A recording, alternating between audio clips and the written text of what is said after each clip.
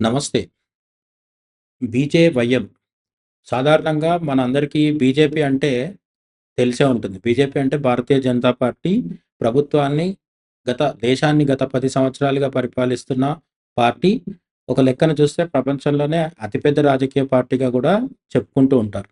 అయితే భారతీయ జనతా పార్టీ యొక్క youth wing ఏదైతే ఉందో, ఈ భారతీయ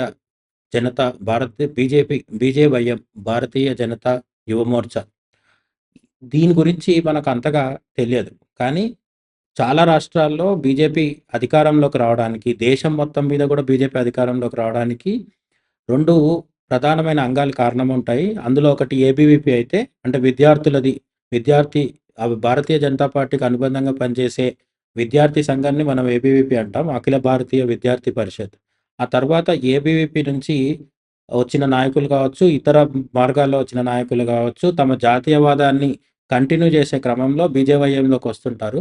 ఆ బీజేవైఎం పాత్ర కూడా చాలా ఉంటుంది. విద్యార్థులకు సంబంధించి, నిరుద్యోగులకు సంబంధించి, దేశంలో ఉన్న యువతకు సంబంధించిన అంశాల మీద పోరాటం చేయడంలో బీజేవైఎం ఎప్పుడు కూడా ముందు ఉంటుంది. ఆ బీజేవైఎంకి సంబంధించిన ఒక నాయకుడితో మనం ఈరోజు చర్చించబోతున్నాం.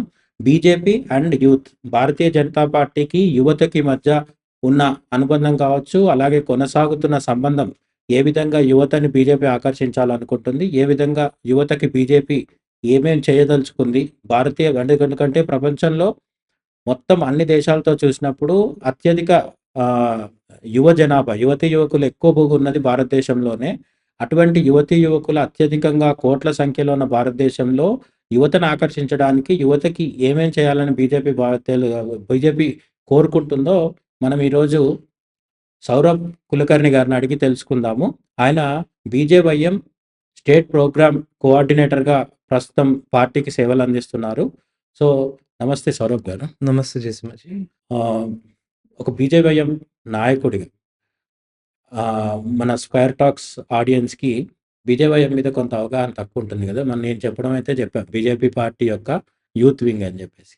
నార్మల్‌గా డే టు డే లైఫ్‌లో బీజేవైఎం చేసే పనులేముంటాయి? పార్టీకి అండ్ ప్రజలకి బీజేవైఎం వల్ల ఉన్న ఉపయోగం ఏంటో చెప్పండి? ఇప్పుడు బీజేవైఎం అంటే భారతీయ జనతా యువ మోర్చా. భారతీయ జనతా పార్టీ యొక్క యువజన విభాగం అది.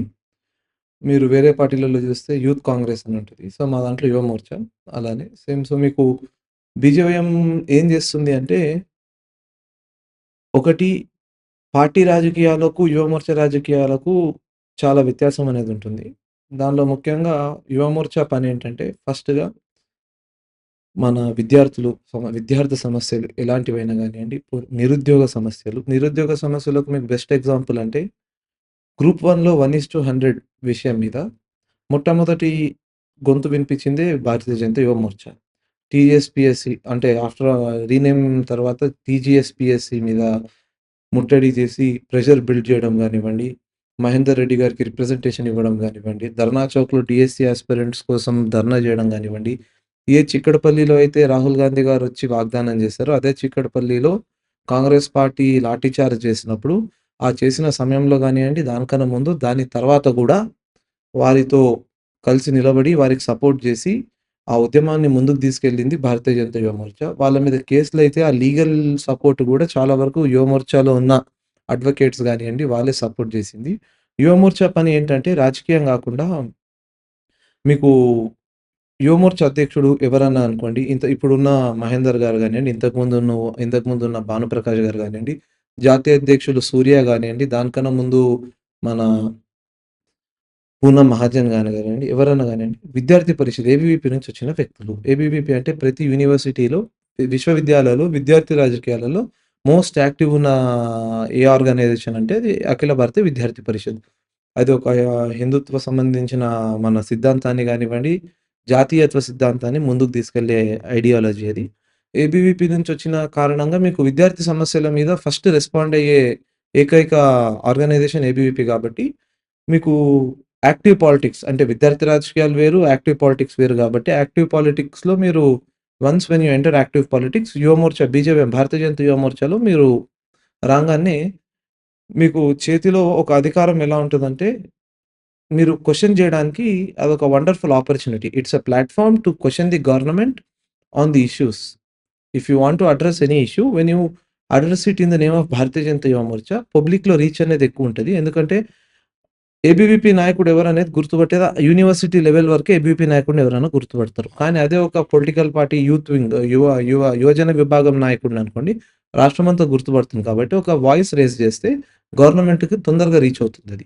మీరు ఒకవేళ చూసుకుంటే ఈరోజు తెలంగాణ రాజకీయాలలో మన మహబూబ్ నగర్, రంగారెడ్డి, హైదరాబాద్ గ్రాడ్యుయేట్స్ ఎమ్మెల్సీగా పనిచేసిన రామచంద్రరావు గారు గానివ్వండి, ఆహ్, ఇప్పుడు రాజ్యసభ సభ్యులు ఉత్తరప్రదేశ్ నుంచి పనిచేస్తున్న లక్ష్మణ్ గారు గానివ్వండి, ఏ అగ్రనాయకుడిని తీసుకున్నా అందరూ విద్యార్థి పరిషత్ నాయకులే. Degree college Tarnaka railway degree కాలేజ్‌లో 3 కాన్సిక్యూటివ్ టర్మ్స్ ఏబీవీపీ ప్రెసిడెంట్‌గా గెలిసింది రామచంద్రరావు గారు. ఆ రికార్డ్ ఇప్పటివరకు ఎవరు బ్రేక్ అంటే ఏబీవీపీకి ఎక్కడెళ్ళినా స్ట్రాంగ్ బ్యాక్‌గ్రౌండ్ ఉంటది. ఈ రోజున్న ఢిల్లీ ముఖ్యమంత్రి రేఖా గుప్తా గారు గూడా డుస్సులో ఏబీవీపీ ప్యానెల్ మీద జనరల్ సెక్రటరీ, ప్రెసిడెంట్‌గా చేసిన వారే. ఇంతకుముందు దేశ ఆర్థిక మంత్రిగా పనిచేసిన అరుణ్ జైట్లీ గారు ఏబీవీపీ బీజేఎంలో పనిచేసిన వారే. మీరు ఏ నేతనన్నా బీజేపీలో ఈ నేత హానెస్ట్, డైనమిక్, అడ్రెసింగ్ పీపుల్స్ ఇష్యూ అనుకున్నవారు ప్రతి ఒక్కళ్ళు ఏబీవీపీ, బీజేఎంలో పనిచేసిన వాళ్ళే. అంటే ఇక్కడ నా చిన్న అబ్జర్వేషన్ ఏంటంటే, ఏబీవీపీ అనేది విద్యార్థి సంఘం ఉంది. అయితే దీనిలాగానే ఎన్ఎస్‌యుఐ ఉంది, మనకి ఎస్ఎఫ్ఐ ఉంది. అందరున్నా గూడా ప్రధానంగా వినిపించేవి మాత్రం ఏబీవీపీ అండ్ ఎస్ఎఫ్ఐ. వీళ్ళిద్దరే ఫీల్డ్‌లో యాక్టివ్‌గా ఉంటారు. మిగతా పార్టీలకు ఉన్నాయంటే ఉన్నట్టుగా ఉంటది. అప్పుడప్పుడు ఆహ్, కాంట్రోవర్సీ‌లో పేరు కనిపిస్తారేమో గానీ, మళ్ళీ తర్వాత పక్కకు తప్పుకుంటారు. బాగా పోరాడేది మాత్రం ఏబీవీపీ. ఫర్ ఎగ్జాంపుల్ ఇప్పుడు జేఎన్‌యూ తీసుకుంటే, మన ఏమంటారు, అక్కడున్న విద్యార్థి సంఘాల నాయకులు ఎప్పుడూ ఒకరితో ఒకరు చాలా సీరియస్‌గా పోరాడుతుంటారు. ముఖ్యంగా మనం ఇప్పుడు బయట అందరూ తుకిడే గ్యాంగ్ అని చెప్పుకుంటున్నారు కదా! వాళ్ళని కంట్రోల్‌లో పెట్టి వాళ్ళతో పోరాడేదైతే ఏబీవీపీనే కదా! ఎక్కడైనా సరే. అట్లనే మిగతా దేశంలో ఉన్న మిగతా యూనివర్సిటీస్ అన్నిట్లలో. అయితే నేను గమనించిందేంటంటే, మిగతా కాంగ్రెస్‌తో కలుపుకొని ఈ మిగతా పార్టీలు ఏవైతే ఉన్నాయో, కుల పార్టీలు కావచ్చు, కుటుంబ పార్టీలు కావచ్చు, ప్రాంతీయ పార్టీలు కావచ్చు, భాష మీద ఆధారపడ్డ పార్టీలు కావచ్చు, జార్ఖండ్ ముక్తి మోర్చా లాంటి ట్రైబల్ ఓటర్ బేస్‌తో వచ్చిన పార్టీలు కావచ్చు, మన దేశంలో చాలా రకాల పార్టీలున్నాయి. ఎంఐఎం లాంటి మత పార్టీలు కావచ్చు. వీళ్ళు ఎక్కడ కూడా స్టూడెంట్ యూనియన్ నుంచి యూత్ వింగ్‌లోకొచ్చి, యూత్ వింగ్ నుంచి మెయిన్ స్ట్రీమ్ పాలిటిక్స్‌లోకొచ్చిన వాళ్ళు మనకు కనిపించరు. అదే ఇప్పుడు బీజేవైఎం అధ్యక్షుడు తేజస్వి సూర్య అయితే ఈ మధ్యే ఆయన పెళ్లి అవును. చేసుకున్నట్టున్నారు కదా! సో, ఇప్పుడు అట్లాంటి young and dynamic leader Tejasvi Surya లాంటి వాళ్ళు మనకు మిగతా పార్టీలో చాలా తక్కువ కనిపిస్తారు. ఒకవేళ కనిపించినా కూడా వాళ్ళ కుటుంబ వారసత్వంతో వచ్చినోళ్ళు కనిపిస్తారు తప్ప సెల్ఫ్ మేడ్ లీడర్స్ మనకు కనిపించట్లేదు. బీజేపీలో ఈ కల్చర్ ఎందుకొచ్చిందండి? అంటే ఇంకా ఎట్లా కంటిన్యూ అవుతుంది? మామూలుగా అయితే ఉండకూడదు కదా! ఇక్కడ కూడా కుల పార్టీ లాగానో, కుటుంబ పార్టీ లాగానో మారాలి మన ఇండియాలో. కానీ ఏబీవీపీ నుంచి ప్రమోషన్‌తో బీజేవైఎం నుంచి వచ్చి ఇప్పుడు లక్ష్మణ్ గారు గాని, మీరు చెప్పిన చాలా పేర్లున్నాయి గదా! రేఖా గుప్తా గారు గాని, అంటే ఒక స్టూడెంట్ లీడరు యూనివర్సిటీ గేట్ దాటి బీజేపీ పార్టీ గేట్ లోపలికి ఎంటర్ అయ్యి, అక్కడి నుంచి అసెంబ్లీ గేట్ లోపలికి కూడా ఎంటర్ అవుతున్నారు. ఇన్ని గేట్లు సొంతంగా ఎంటర్ అవుతున్నారు. ఇది ఎట్లా సాధ్యమవుతుంది పార్టీలో? అంటే అఖిల భారత విద్యార్థి పరిషత్‌లో మీరు పనిచేసినప్పుడు నాయకత్వ లక్షణాలనేవి ఆటోమేటిక్‌గా మీకొచ్చేస్తాయి. వ్యక్తి నిర్మాణం మీద ఫోకస్ చేస్తది మీకు. అఖిల భారత విద్యార్థి పరిషత్ గానివ్వండి, జాతీయత భావం కలిగిన ఎటువంటి సంస్థ అది. అఖిల భారత విద్యార్థి పరిషత్ గావచ్చు, బీఎంఎస్ ఏదన్నా గానివ్వండి. మీకు వ్యక్తి నిర్మాణం మీద ఫోకస్ చేస్తది. మీరు వ్యక్తి నిర్మాణం మీద పనిచేసినప్పుడు, వ్యక్తి నిర్మాణం అంటే ఒక వ్యక్తి నిర్మాణం గాదు, సమాజ నిర్మాణం. సమాజ నిర్మాణం మీద మీరు పనిచేసినప్పుడు ఆటోమేటిక్‌గా మీకు నాయకత్వ లక్షణాలనేవి వస్తాయి. నాయకత్వ లక్షణాలంటే ఓ 10 కార్లేసుకొని 100 మందినేసుకొని తిరగడం గాదు.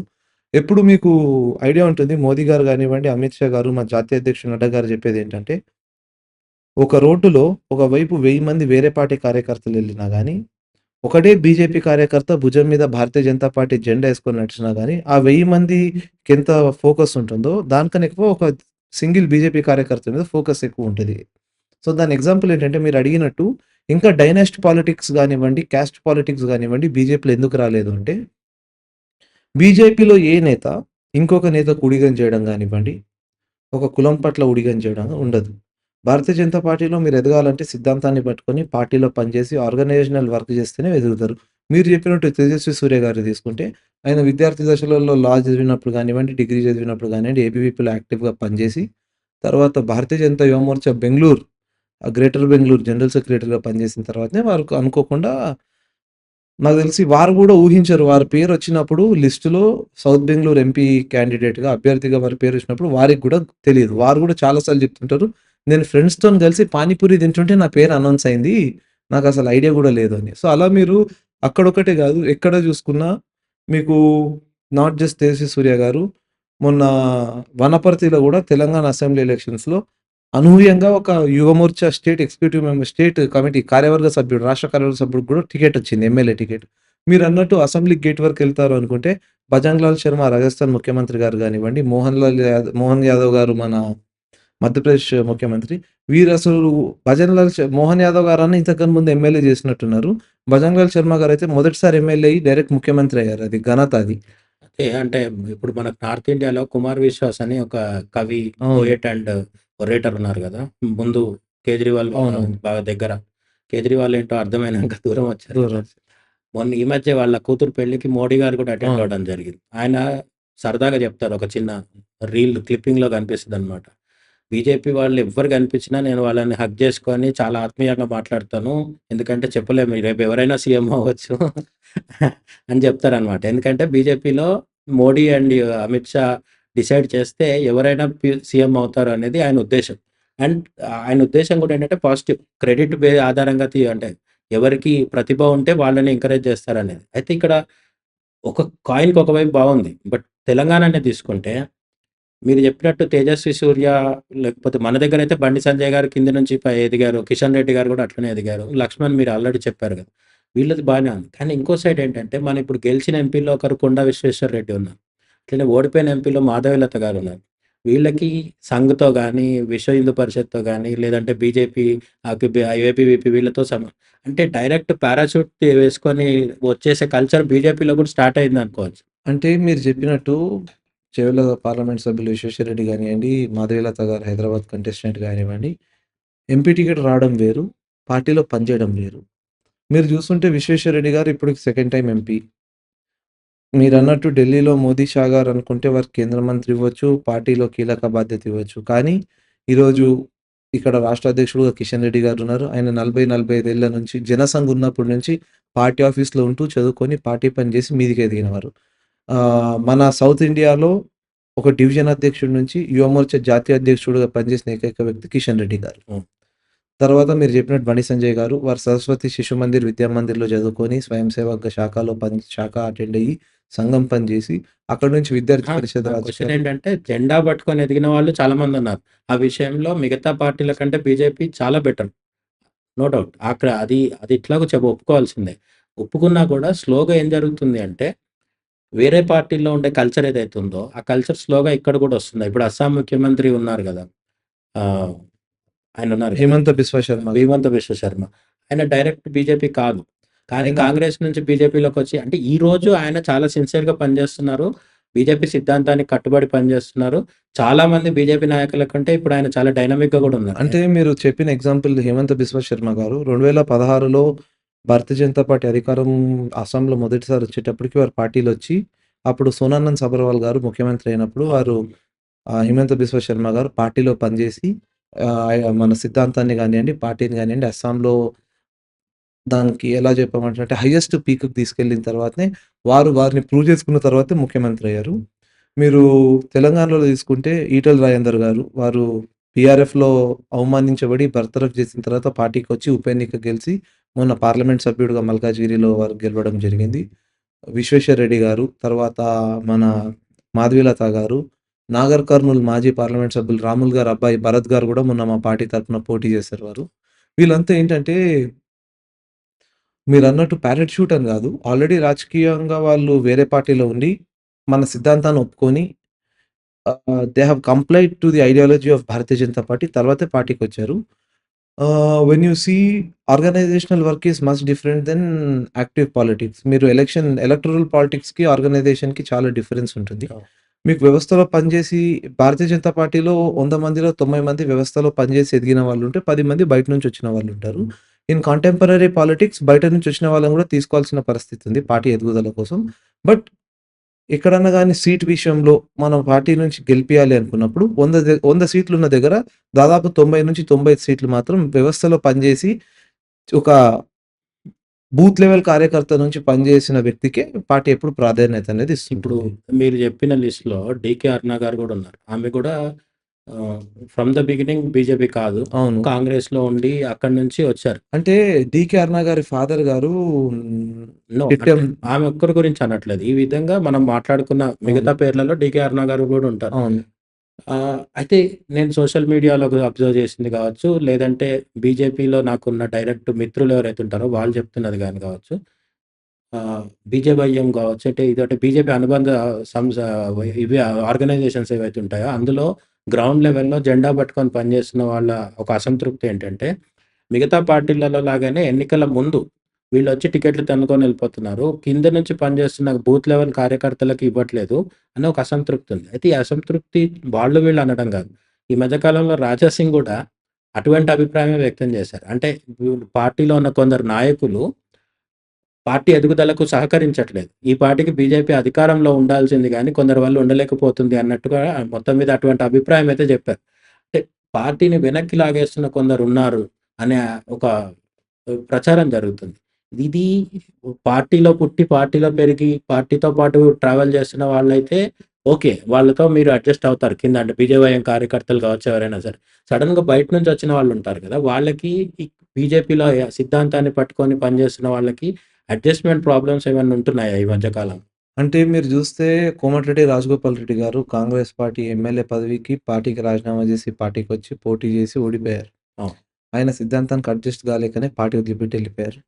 ఇప్పుడు వివేక్ ఉన్నారు. వివేక్ గారు, తర్వాత రీసెంట్‌గా తీన్మార్ మల్లన్న గారు కాంగ్రెస్ పార్టీ నుంచి సస్పెండ్ చేయబట్టిన వ్యక్తి గూడా ఒకప్పుడు ఢిల్లీలో పార్టీ జాతీయ అధ్యక్షుడు సమక్షంలో జాయిన్ అయ్యి సిద్ధాంతానికి అడ్జస్ట్ గాలేక వాళ్ళు గూడా ఎళ్ళిపోయారు. ఎవరైతే సిద్ధాంతాన్ని నమ్మి సిద్ధాంతం కోసం పనిజేసే వాళ్ళున్నారో వాళ్ళే పార్టీలో ఇంకా కంటిన్యూ అవుతున్నారు. మీరు జెప్పినట్టు జెండాలు మోసిన వాళ్ళకి పదవులు రావట్లేదు అంటే అధికారంలో ఉన్న పార్టీ అయితే ఏదో ఒక నామినేటెడ్ పోస్టో ఏదైనా ఇవ్వచ్చు. మీరు జూస్తే ఎలక్టోరల్ పాలిటిక్స్‌లో money is in the highest hand. The upper hand is money. మీరు దాదాపు తెలంగాణలో ఎవరు అవుననుకున్నా, కాదనుకున్నా 70,00,000, 20,00,000 లెక్క చూపించినా గానీ, కొన్ని కోట్ల రూపాయలు లేనిదే ఎవరు ఎన్నికల్లో. ఎన్నికలలో గెలవడం దూరం పోటీ గూడా చేయలేకపోతున్నారు. అవును. మా పార్టీలో మీరు చూస్తే సాధారణంగా మన రాష్ట్ర ప్రధాన కార్యదర్శి అయినా గూడా ఆయనకు సొంత కారు గూడా ఉండదు సరిగ్గా. టూ వీలర్ మీద తిరిగే పరిస్థితి. మీకు తెలిసుంటే 'ప్రకాష్ రెడ్డి' గారని మా పార్టీలో very senior secretary, spokes person అన్నీ చేశారు. ఇప్పుడు అవును. కూడా సెక్రటరీ. 'ప్రకాష్ రెడ్డి' గారు ఏంటండి ఇన్ని రోజులు టూ వీలర్ మీద తిరిగిన వ్యక్తే గదా! మా ప లేదు, చాలా ఫేమస్ 'శివరాజ్ సింగ్ చౌహాన్' మధ్యప్రదేశ్ మధ్యలో ఒకసారి ఓడిపోయి ఆహ్, ఇంటికెళ్ళాల్సొస్తే టూ వీలర్ మీద ఎళ్లారు గదా! అవును. వైఫ్‌ని తీసుకొని. సో, మీకేంటంటే పార్టీలో పాలిటిక్స్ హానెస్ట్ పాలిటిక్స్ అనేది ఎక్కడ ఎళ్ళినా కనిపిస్తుంటుంది. మీరన్నట్టు బూత్ లెవెల్ కార్యకర్తల నుంచి జెండా మోసిన వారికి పదవులు రావట్లేదు అంటే, అధికారంలో ఉన్నప్పుడు నామినేటెడ్ పదవులనేది ఇయ్యడం ఈజీ. ఇప్పుడు మీరు ఎమ్మెల్యే, ఎంపీ టికెట్ అంటే మొన్న ఎంపీ ఎలక్షన్స్ కానివ్వండి కొంచెం డిఫరెంట్ ఎరా ఉండేది. అయినా గాని గెలిచిన వ్యక్తుల్లో కిషన్ రెడ్డి గారు పాత వ్యక్తే. అంటే కిషన్ రెడ్డి గారు, బండి సంజయ్ గారు బీజేపీ వేరు, వాళ్ళది వేరని అనుకోలేరు మీరు. వాళ్ళ విషయంలో చర్చ ఏం లేదు. వాళ్ళు గ్రౌండ్ లెవెల్ నుంచి అంటే ఏ రోజు గూడా బీజేపీని వదిలి వెళ్ళలేదు గదా! ఇంకోటి ప్రాబ్లమ్ ఏంటంటే వెళ్ళిపోయి మళ్ళీ వచ్చేవాళ్ళు. లేదంటే వేరే పార్టీలోంచి సడెన్‌గా అక్కడ టికెట్ దొరకకపోతే వచ్చేవాళ్ళు. వీళ్ళకి ప్రాముఖ్యత ఇచ్చి బీజేవైఎంలో పనిజేసి, ఆ తర్వాత పార్టీలో పనిజేసి, చాలా కష్టపడ్డ తర్వాత గుర్తింపు ఉండట్లేదు అనే వాళ్ళకి. అంటే మీరన్నట్టు చూసుకుంటే, లాస్ట్ మొమెంట్‌లో వచ్చిన వాళ్ళకి టికెట్ ఇస్తున్నారంటే, ఈసారి పార్టీ తెలంగాణలో ఎదుగుదల కోసం అలా చేసిందనుకోవచ్చు. కానీ మీరన్నట్టు పార్టీ కార్యకర్తలనుకుంటే, తెలంగాణ భారతీయ జనతా పార్టీలో ఇప్పుడు చూస్తున్న మార్పులలో మీరు చూస్తే, దాదాపు ఇప్పుడు పార్టీలో పనిచేసిన వాళ్ళకి పదవులొస్తున్నాయి. ఇప్పుడు యువ మోర్చాలో డివిజన్ స్థాయిలో పనిచేసిన వాళ్ళకు, మొన్న పార్టీ సంస్థాగత ఎన్నికలలో పార్టీ మండలాధ్యక్షులలో దాదాపు 40% యువ మోర్చాలో డివిజన్ లెవెల్‌లో పనిచేసిన వాళ్ళకి ప్రమోషన్స్ వచ్చాయి. మా యువ మోర్చా రాష్ట్ర అధ్యక్షుడిగా పనిచేసిన భరత్ గౌడ్ గారికి గూడా మొన్న సికింద్రాబాద్, మాంకాలి జిల్లా అధ్యక్షుడు అంటే party now the party is promoting the hardcore worker, the honest worker of the party. రేపు 29 2029 లోక్సభ ఎన్నికలు గానియండి, 28 అసెంబ్లీ ఎన్నికలలో గానివ్వండి, పార్టీ కార్యకర్తలకే టికెట్‌లొస్తాయి. పార్టీ అధికారంలోకి గూడా వస్తుంది. ఎందుకంటే ఒక కార్యకర్తకు టికెట్ ఇస్తే, మన కార్యకర్తకే గదా టికెట్ ఇచ్చిందని జెప్పి యాక్టివ్ లేని కార్యకర్త గూడా పార్టీ కోసం పనిచేసి గెలిపిచ్చే ఇంకోటి మీరు ఈ 15 నెలల కాంగ్రెస్ పాలనలోనే తెలిసిపోయింది. నెక్స్ట్ ప్రత్యామ్నాయం భారతీయ జనతా పార్టీ ఒకటే. ఎందుకంటే బీఆర్ఎస్ మొన్న లోక్సభలో 0. అవును. మొన్న 3 ఎమ్మెల్సీలు ఎలక్షన్‌లు జరిగితే 3 ఎమ్మెల్సీ ఎన్నికలలో 2 భారతీయ జనతా పార్టీ కైవసం చేసుకుంది. అంజిరెడ్డి గారు గ్రాడ్యుయేట్స్, కొమరయ్య గారు టీచర్సు. టీచర్స్ అంటే ఈ సమాజాన్ని ఒక person who shapes a society is teacher. అలాంటి ఉపాధ్యాయులే వారి ఎమ్మెల్సీగా అంటే వారి ఒక రిప్రజెంటేటివ్‌గా ఒక భారతీయ జనతా పార్టీ తపస్ సపోర్ట్‌తోనున్న కుమ్రయ్య గారిని గెలిపేయడం జరిగింది. రెండోది మేజర్ ఇండియాలో ఉన్నది యూత్. గ్రాడ్యుయేట్స్ అంటే 90% of voters are below 40 and 50. So, వాళ్ళు గూడా అంజిరెడ్డి గారినే గెలిపేయడం జరిగింది. సో, మీరలా జూస్తే భారతీయ జనతా పార్టీలో ఇప్పుడు ఉన్న ప్రెజెంట్ తెలంగాణ రాష్ట్రం గానివ్వండి, ఏ రాష్ట్రమన్నా గానివ్వండి, జాతీయ స్థాయిలో పార్టీ గానివ్వండి, వివిధ మోర్చాలు భారతీయ జనతా పార్టీలో యువ మోర్చా, మహిళా మోర్చా, మన మైనారిటీ మోర్చా, ఎస్సీ మోర్చా, గిరిజన మోర్చా, కిసాన్ మోర్చా ఇవన్నీ ఉంటాయి గాబట్టి, మీరు ఏ మోర్చాలో తీసుకున్నా ఇప్పుడు మీరు పార్టీలో ఎదుగుతున్న వాళ్ళు అంటే కష్టపడి పార్టీకి పనిచేసి సిద్ధాంతాన్ని నమ్ముకున్న వాళ్ళకి ఎక్కడికెళ్ళినా మొదటి ప్రాధాన్యత అనేది ఉంటుంది. సో, ఇప్పుడు బీజేవైఎంలో కావచ్చు, ఇతర కిసాన్ మోర్చా అన్నిట్లలో గూడా ఏమంటారు అపాయింట్‌మెంట్స్ గానీ, సెలక్షన్స్ గానీ, ఎలక్షన్స్ గానీ అన్నీ ట్రాన్స్‌పరెంట్‌గా చేస్తున్నారు. దీని ప్రభావం 2029 ఆర్ 2028 తెలంగాణ అసెంబ్లీ ఎన్నికల మీద ఉంటది అని జెప్తున్నారు గదా! బట్ రైట్ నౌ పరిస్థితి ఏంటంటే అసెంబ్లీలో 2 ఎమ్మెల్సీ సీట్లు గెలుచుకొని కాంగ్రెస్‌కి షాక్ ఇచ్చిన బీజేపీ, బీఆర్ఎస్‌కి 0 వచ్చింది. ఆ పార్లమెంటు ఎన్నికల విషయంలో కూడా బీఆర్ఎస్‌కి 0. 0 వచ్చినా సరే అసెంబ్లీలో చూస్తే రేవంత్ రెడ్డి వర్సెస్ కేసీఆర్, రేవంత్ రెడ్డి వర్సెస్ కేటీఆర్ అన్నట్టుగా ఉంటుంది తప్ప, అసెంబ్లీలో ఎక్కడ కూడా బీజేపీ మెయిన్ ప్లేయర్‌గా కనిపించట్లేదు. కాంగ్రెస్ వర్సెస్ బీజేపీ అన్నట్టుగా వార్ నడిస్తేనే నెక్స్ట్ ఎన్నికల్లో బీజేపీకి రూలింగ్ పార్టీ అయ్యే అవకాశం ఉంటుంది. ఆర్ అట్‌లీస్ట్ మెయిన్ అపోజిషన్ అన్నా అవుతుంది అనుకుందాం. ఇప్పుడు బెంగాల్‌లో మమతా బెనర్జీతో పోరాడుతున్నారు కాబట్టి మెయిన్ అపోజిషన్ బీజేపీ అయింది. మెయిన్ అపోజిషన్ అవ్వాలన్నా సరే బీఆర్ఎస్‌ని దాటుకొని ముందుకెళ్ళాలి. కాంగ్రెస్ వర్సెస్ బీజేపీ అవ్వాలి. ఆ పరిస్థితి ఎందుకు కనిపించట్లేదు తెలంగాణలో? అంటే మీరు జెప్పినట్టు జూస్తే అసెంబ్లీలో ముఖ్యమంత్రి రేవంత్ రెడ్డి గారు మరియు అటు టీఆర్ఎస్‌లో బీఆర్ఎస్‌లో హరీష్ రావు గానియండి, కేటీఆర్ మొన్న సస్పెండ్ అయిన జగదీష్ రెడ్డి గారు గానియండి, ఎందుకు నడుస్తుందంటే ప్రెజెంట్ అక్కడ చర్చ ఎక్కడ మీకు రేవంత్ రెడ్డి ఇప్పుడున్న ప్రభుత్వం ఎవరైనా మంత్రులు గానివ్వండి, ముఖ్యమంత్రులు గానివ్వండి, వాళ్ళ ఎమ్మెల్యేలు గానియండి, చర్చ దేని మీద నడుస్తుందంటే ఇంతకుముందు గత 10 ఏళ్ల పాలనలో అవినీతి మీద చర్చ నడుస్తుంది. So, BJP is nowhere concerned. BJP తన గొంతును వినిపిస్తుంది. Bharatiya Janata legislative party leader Eleti Maheshwar Reddy గారు గానియండి, వేరే ఎమ్మెల్యేలు మీకు పాయల్ శంకర్ గారు గానియండి, హరీష్ బాబు, ధన్‌పాల్ సూర్య, రాకేష్ రెడ్డి గారు, రాజ్ సింగ్ గారు ఎవరన్నా గానివ్వండి, వాళ్ళ గొంతును వాళ్ళు వినిపిస్తున్నారక్కడ. బట్ ఏంటంటే అసెంబ్లీలో మీకు కాంగ్రెస్ వర్సెస్ బీఆర్ఎస్ అని ఎందుకు కనిపిస్తుంది అనంటే ఈ 15 నెలల కాంగ్రెస్ పాలనను బీఆర్ఎస్ విమర్శించడం. బీఆర్ఎస్ గత 10 ఏళ్ల పాలనను కాంగ్రెస్ విమర్శించడం వల్ల అసెంబ్లీ మొత్తం బీఆర్ఎస్ వర్సెస్ కాంగ్రెస్ అనేది కనిపిస్తుంది. బట్ మీరు గ్రౌండ్ రియాలిటీకొస్తే ప్రజలల్లో కాంగ్రెస్ వర్సెస్ బీజేపీ అనేది క్లియర్‌గా కనిపిస్తుంది. అది మొన్న జరిగిన లోక్సభ ఎన్నికలు గానివ్వండి, దాని తర్వాత ఇప్పుడు జరిగిన ఎమ్మెల్సీ ఎన్నికలు గానివ్వండి, ఏవన్నా గానివ్వండి కాంగ్రెస్ వర్సెస్ బీజేపీ అనేది చాలా క్లియర్‌గా కనిపిస్తుంది. మీకు అసెంబ్లీ వరకు చూస్తే ప్రధాన ప్రతిపక్ష నేత ఇప్పటి వరకు అసలు అసెంబ్లీకే రాలేదు. నిన్న గూడా సీఎం గారు చూపిచ్చారు. ఈ 15 నెలలలో ప్రధాన ప్రతిపక్ష నేత గారికి ఇచ్చిన జీతం దాదాపు 55 లక్షల పైచిలుకు. అయినా వారు రావట్లేదు. వాళ్ళని ఎట్లా బయటికి తీసుకోవాలో మాకు తెలుసు. ఇప్పటివరకు 2 సార్లు తెచ్చినాం అధ్యక్ష. ఇంకెట్లా తేవాలో గూడా మాకు తెలుసు అని అన్నారు. సో, మీరేంటంటే ఒకటి Congress has already failed in ruling. Anti incumbency అనేది ఆల్రెడీ ఎవరికైనా 5 ఏళ్ళు పరిపాలనలో యాంటీ ఇన్కంబెన్సీ వస్తే గ్రేటెస్ట్ పాయింట్ ఏంటంటే తెలంగాణలో మాత్రం 15 నెలల కాంగ్రెస్ పాలనకి ఆల్రెడీ వాళ్ళ పార్టీ కార్యకర్తలలో గూడా ఒక రకంగా అంటే నేను అడిగేదేంటంటే బీఆర్ఎస్‌కి ఎలక్షన్స్‌లో 0 వస్తుంది. కాంగ్రెస్ కూడా ఎమ్మెల్సీ ఎలక్షన్స్‌లో ఓడిపోయింది. మీరు గెలిచారు. గెలిచినప్పుడు మరి ఇంకా రెస్పాండ్ అవ్వాల్సిన అవసరం ఉంటుంది గదా! సరే వాళ్ళ అవినీతి మీద వీళ్ళు, వీళ్ళ అవినీతి మీద వాళ్ళు మాట్లాడుకుంటున్నారు. అందులో మా ప్రమేయం ఏం లేదని కదా చెప్తున్నారు. అహా! నేనేమంటున్నా అంటే అయితే ఓకే. నేను అడిగేదేంటంటే ఇప్పుడు బీజేపీ మాత్రమే స్పందించగలిగే కొన్ని అంశాలుంటాయి. ఆ విషయంలో గూడా బీజేపీ వేస్ట్ అంటే లేదు. లేదు. వెనకబడుతుందేమో అని నా ఉద్దేశం. ఇప్పుడు మొన్న రీసెంట్‌గా ఇండియా వర్సెస్ న్యూజిలాండ్ మ్యాచ్ గెలిచిన తర్వాత, మనకు కప్పొచ్చిన తర్వాత అవును. సెలబ్రేట్ చేసుకుంటుంటే తెలంగాణ పోలీసొచ్చి చెదరగొట్టినారు. అవును. ఆహ్, అంటే అక్కడ ఉన్న వాళ్ళకి గాయాలయిపోయినాయి, లాఠీ చార్జ్ చేసిండ్రని నేను అనట్లేదు గానీ, వాళ్ళని సెలబ్రేట్ అవును. చేసుకోనివ్వలేదు. ఆపారు. అట్లనే హోలీ మీద కూడా రెస్ట్రిక్షన్స్ ఉన్నాయి. వీటి మీద బీఆర్ఎస్ ఎట్లాగో స్పందించదు. బికాజ్ బీఆర్ఎస్ అనేది అల్ట్రా సెక్యులర్ గాబట్టి. ఇంకా రేవంత్ రెడ్డి సర్కార్ ఎట్లాగో మాట్లాడదు. ఎందుకంటే వాళ్ళే అధికారంలో అవును. ఉన్నారు. And Congress in general anti Islam and anti Hindu అనేది మనం అందరూ ఒప్పుకుంటారు. బట్ ఈ తెలంగాణ బీజేపీలో ఉన్న ప్రాబ్లమ్ ఏంటి? దీని మీద ఎందుకు పెద్దగా భారతీయ జనతా పార్టీ స్పందించిందండి. కానీ వచ్చిన ప్రాబ్లమ్ ఏంటంటే కాంగ్రెస్‌కి అధికారంలో ఉంది కాబట్టి మీడియా ఛానెల్స్ అన్నీ కాంగ్రెస్‌లో ఓ బూత్ లెవెల్ కార్యకర్త మాట్లాడినయి చూపిస్తాయి. బీఆర్ఎస్‌కి సొంత ఛానెల్లున్నాయి. వాళ్ళ సపోర్టింగ్ ఛానెల్స్ ఉన్నాయి కాబట్టి వాళ్ళు ఏం మాట్లాడినా భారతీయ జనతా పార్టీ ఏదైనా ఇష్యూ మీద స్పందిస్తే దాన్ని చూపించడానికి ఏ మీడియా గూడా లేదు ఈరోజు. ఎస్పెషల్లీ 2 తెలుగు రాష్ట్రాలలో బీజేపీ ఫేవర్డ్ మీడియా అనేది ఎక్కడ లేదు. దేశంలోనే అసలు బీజేపీ ఫేవర్డ్ మీడియా అనేది లేదు. Still all media channels are backing by Congress and their alliances. India అలయన్స్‌లో ఉన్న ప్రతి ఒక్కళ్ళు బ్యాకింగ్ ప్రతి ఛానెల్‌కుంది. సో, భారతీయ జనతా పార్టీ మొన్న హోలీ దీని మీద స్పందించింది. మన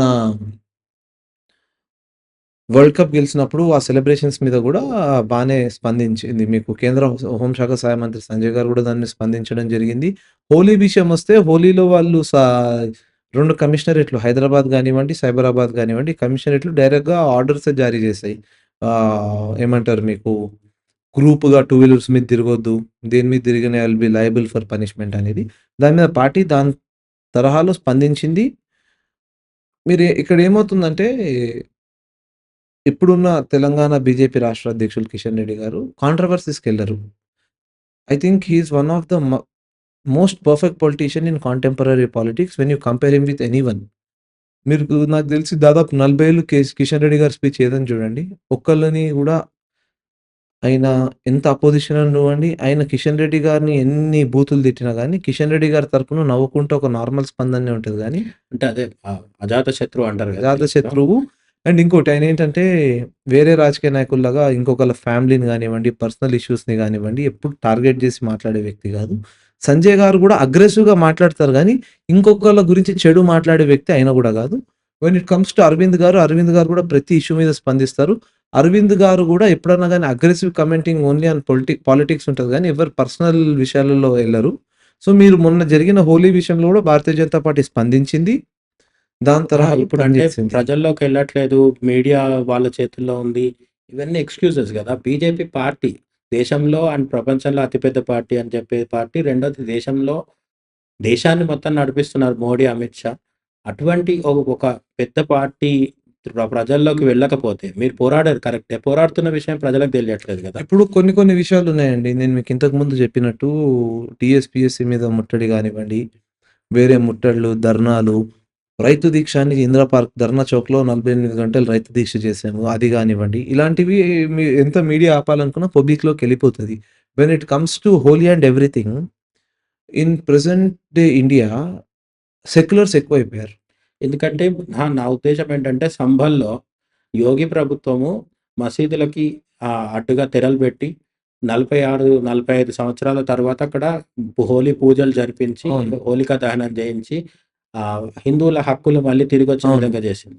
అదే బీజేపీ తెలంగాణలో ఉండి ఆంక్షలు పెడితే వీళ్ళు ఏమంటారు స్ట్రీట్ ఫైట్‌కెళ్ళడం గాని, లేదా గట్టి నిరసన తెలపడం గాని ఏం హోలీ చేయకుండా కన్నా 2 ఒక నాంపల్లి హెడ్ ఆఫీస్ నుంచి ప్రెస్ స్టేట్‌మెంట్ వదిలేస్తే సరిపోదేమో అని నా ఉద్దేశం. హోలీ పండగ కన్నా 2, 3 రోజులు ముందు మెడ్చల్‌లో ఒక దేవాలయంలో ఒక ఇన్సిడెంట్ జరిగింది. శివలింగం, శివుడి గుడిలో.